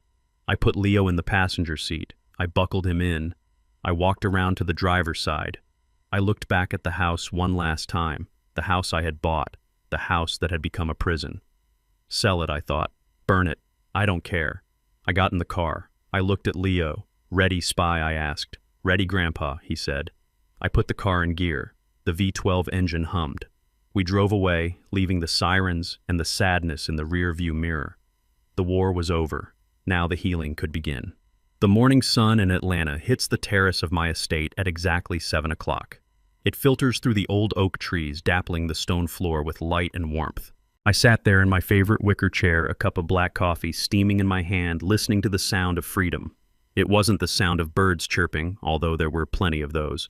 It was the rhythmic whoosh of rubber tires on pavement. I looked down the long, winding driveway. A blur of neon yellow and black carbon fiber shot past. It was Leo. He wasn't sitting in the heavy, rusted manual chair that had blistered his hands 6 months ago. He was strapped into a custom-built racing wheelchair, low to the ground, aerodynamic and built for speed. His arms, the arms that Brittany had called weak, were pumping the wheels with the piston-like precision of a professional athlete. His muscles rippled under his skin, which was now bronzed by the sun, not pale from a dungeon. He reached the end of the driveway, spun the chair around with a spray of gravel, and sprinted back toward the house. He was grinning, a wide, open-mouthed grin that showed all his teeth. I took a sip of my coffee. It tasted better than it had in years. 6 months. That is all it took to undo the damage, well, the physical damage at least. The emotional scars were deeper, but we were working on those. We had a good therapist, a woman who didn't use essential oils or lock boys in garages. She listened, and slowly, week by week, Leo was learning that he didn't have to apologize for existing. He rolled up the ramp to the terrace. I had installed it the week we moved in. It wasn't a clunky metal thing bolted over the stairs. It was a seamless integration of stone and landscape architecture. I spent $50,000 on hardscaping just so my grandson could enter his own home without asking for help. Some people buy pools for vanity. I buy concrete for dignity. Grandpa Leo panted, pulling his gloves off. Did you see my time? 3 minutes flat. I smiled, putting my cup down. I saw it, son, I said. You are getting faster. The track team isn't going to know what hit them. Leo beamed. He grabbed his water bottle, a specialized bottle that attached to his frame. He drank deeply. I looked at him. He had gained 15 pounds, muscle and healthy fat. His cheeks were full. His eyes were bright. The dark circles were gone, replaced by the glow of a boy who sleeps in a bed made of memory foam and Egyptian cotton. His room, the fourth room in this house. I didn't turn it into a craft room. I turned it into a command center. I knocked down 2 walls to make it massive. I installed a ceiling track lift system that allowed him to glide from his bed to his ensuite bathroom with the touch of a button. I put in a voice-activated environmental control system so he could change the temperature, the lights, and the blinds without asking anyone. And the bed. It wasn't a mattress on concrete. It was a therapeutic adjustable bed that looked like a spaceship. I stood up. My knees popped a little. I was getting older, but I felt younger than I had in a decade. Ready for the pool, I asked. Leo nodded. Let's do it. We went inside. We took the elevator down to the lower level. I had installed a commercial-grade elevator, not those scary little residential lifts. This one could fit a piano. The lower level used to be a wine cellar and a storage room. Now it was a rehabilitation center. And there it was. The pool. Not a kidney bean-shaped hole in the ground for tanning. This was a heated saltwater lap pool with 0 entry access and underwater treadmills. Leo rolled to the edge.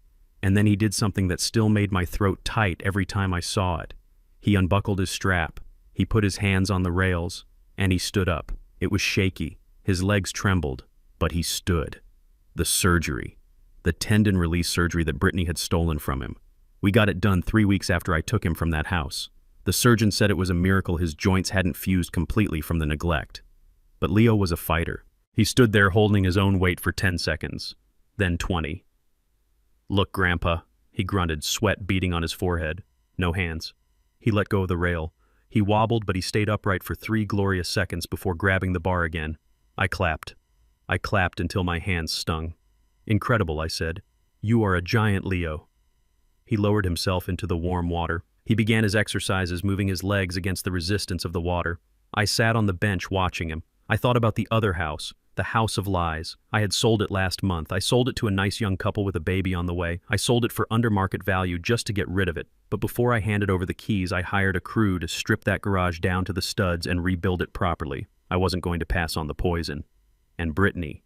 She was currently residing in a state facility awaiting trial. Her lawyer was trying to plead insanity, but the video evidence was too damning. The influencer of the year was now inmate number 492. Her Instagram account had been deleted, but the screenshots of her cruelty would live on the internet forever. And Damon. My phone rang. I looked at the screen. Damon. It was the 3rd time he had called this week. He was living in a studio apartment downtown, working at a warehouse. He had lost his truck. He had lost his friends. He wanted to see Leo. He wanted to explain. I let it ring. I didn't block him. I wanted him to know the line was open and that I was choosing not to answer. Silence is a powerful teacher. Maybe in a year, maybe in 2, when he had truly proven he was a man, I would pick up. But not today. Today was for the boy in the pool. Leo finished his lap. He swam over to the edge. Grandpa, he asked, wiping water from his eyes. Yes, bye. Are we happy? He asked. It was a simple question, but it carried the weight of the world. I looked around the room. I looked at the sunlight dancing on the water. I looked at the high-tech gym. I looked at the elevator. But mostly I looked at him. I looked at the boy who had been thrown away like trash and who was now shining like gold. I thought about the empty bedrooms in my old life. I thought about the silence I used to live in before he came here. Yes, son, I said, my voice thick with emotion. We are happy because we are home. And this time nobody is ever going to turn off the heat. A house built on the suffering of the innocent is not a home, it is a tomb waiting to collapse. We often mistake silence for peace and compliance for happiness, especially when looking at those who cannot easily speak for themselves. My daughter-in-law thought a coat of paint and a locked door could hide the truth, but she forgot that rot always eats from the inside out. True wealth isn't the bedrooms you count, but the dignity you afford to the most vulnerable among you. Protect your pack or prepare to be hunted by the wolf you invited in. If this story moved you, please hit the like button and subscribe to the channel. It helps us bring more stories of justice to light. And tell me in the comments, have you ever had to step in to save a family member when everyone else looked away? I read every single one of your stories. Until next time, stay vigilant and keep your circles safe.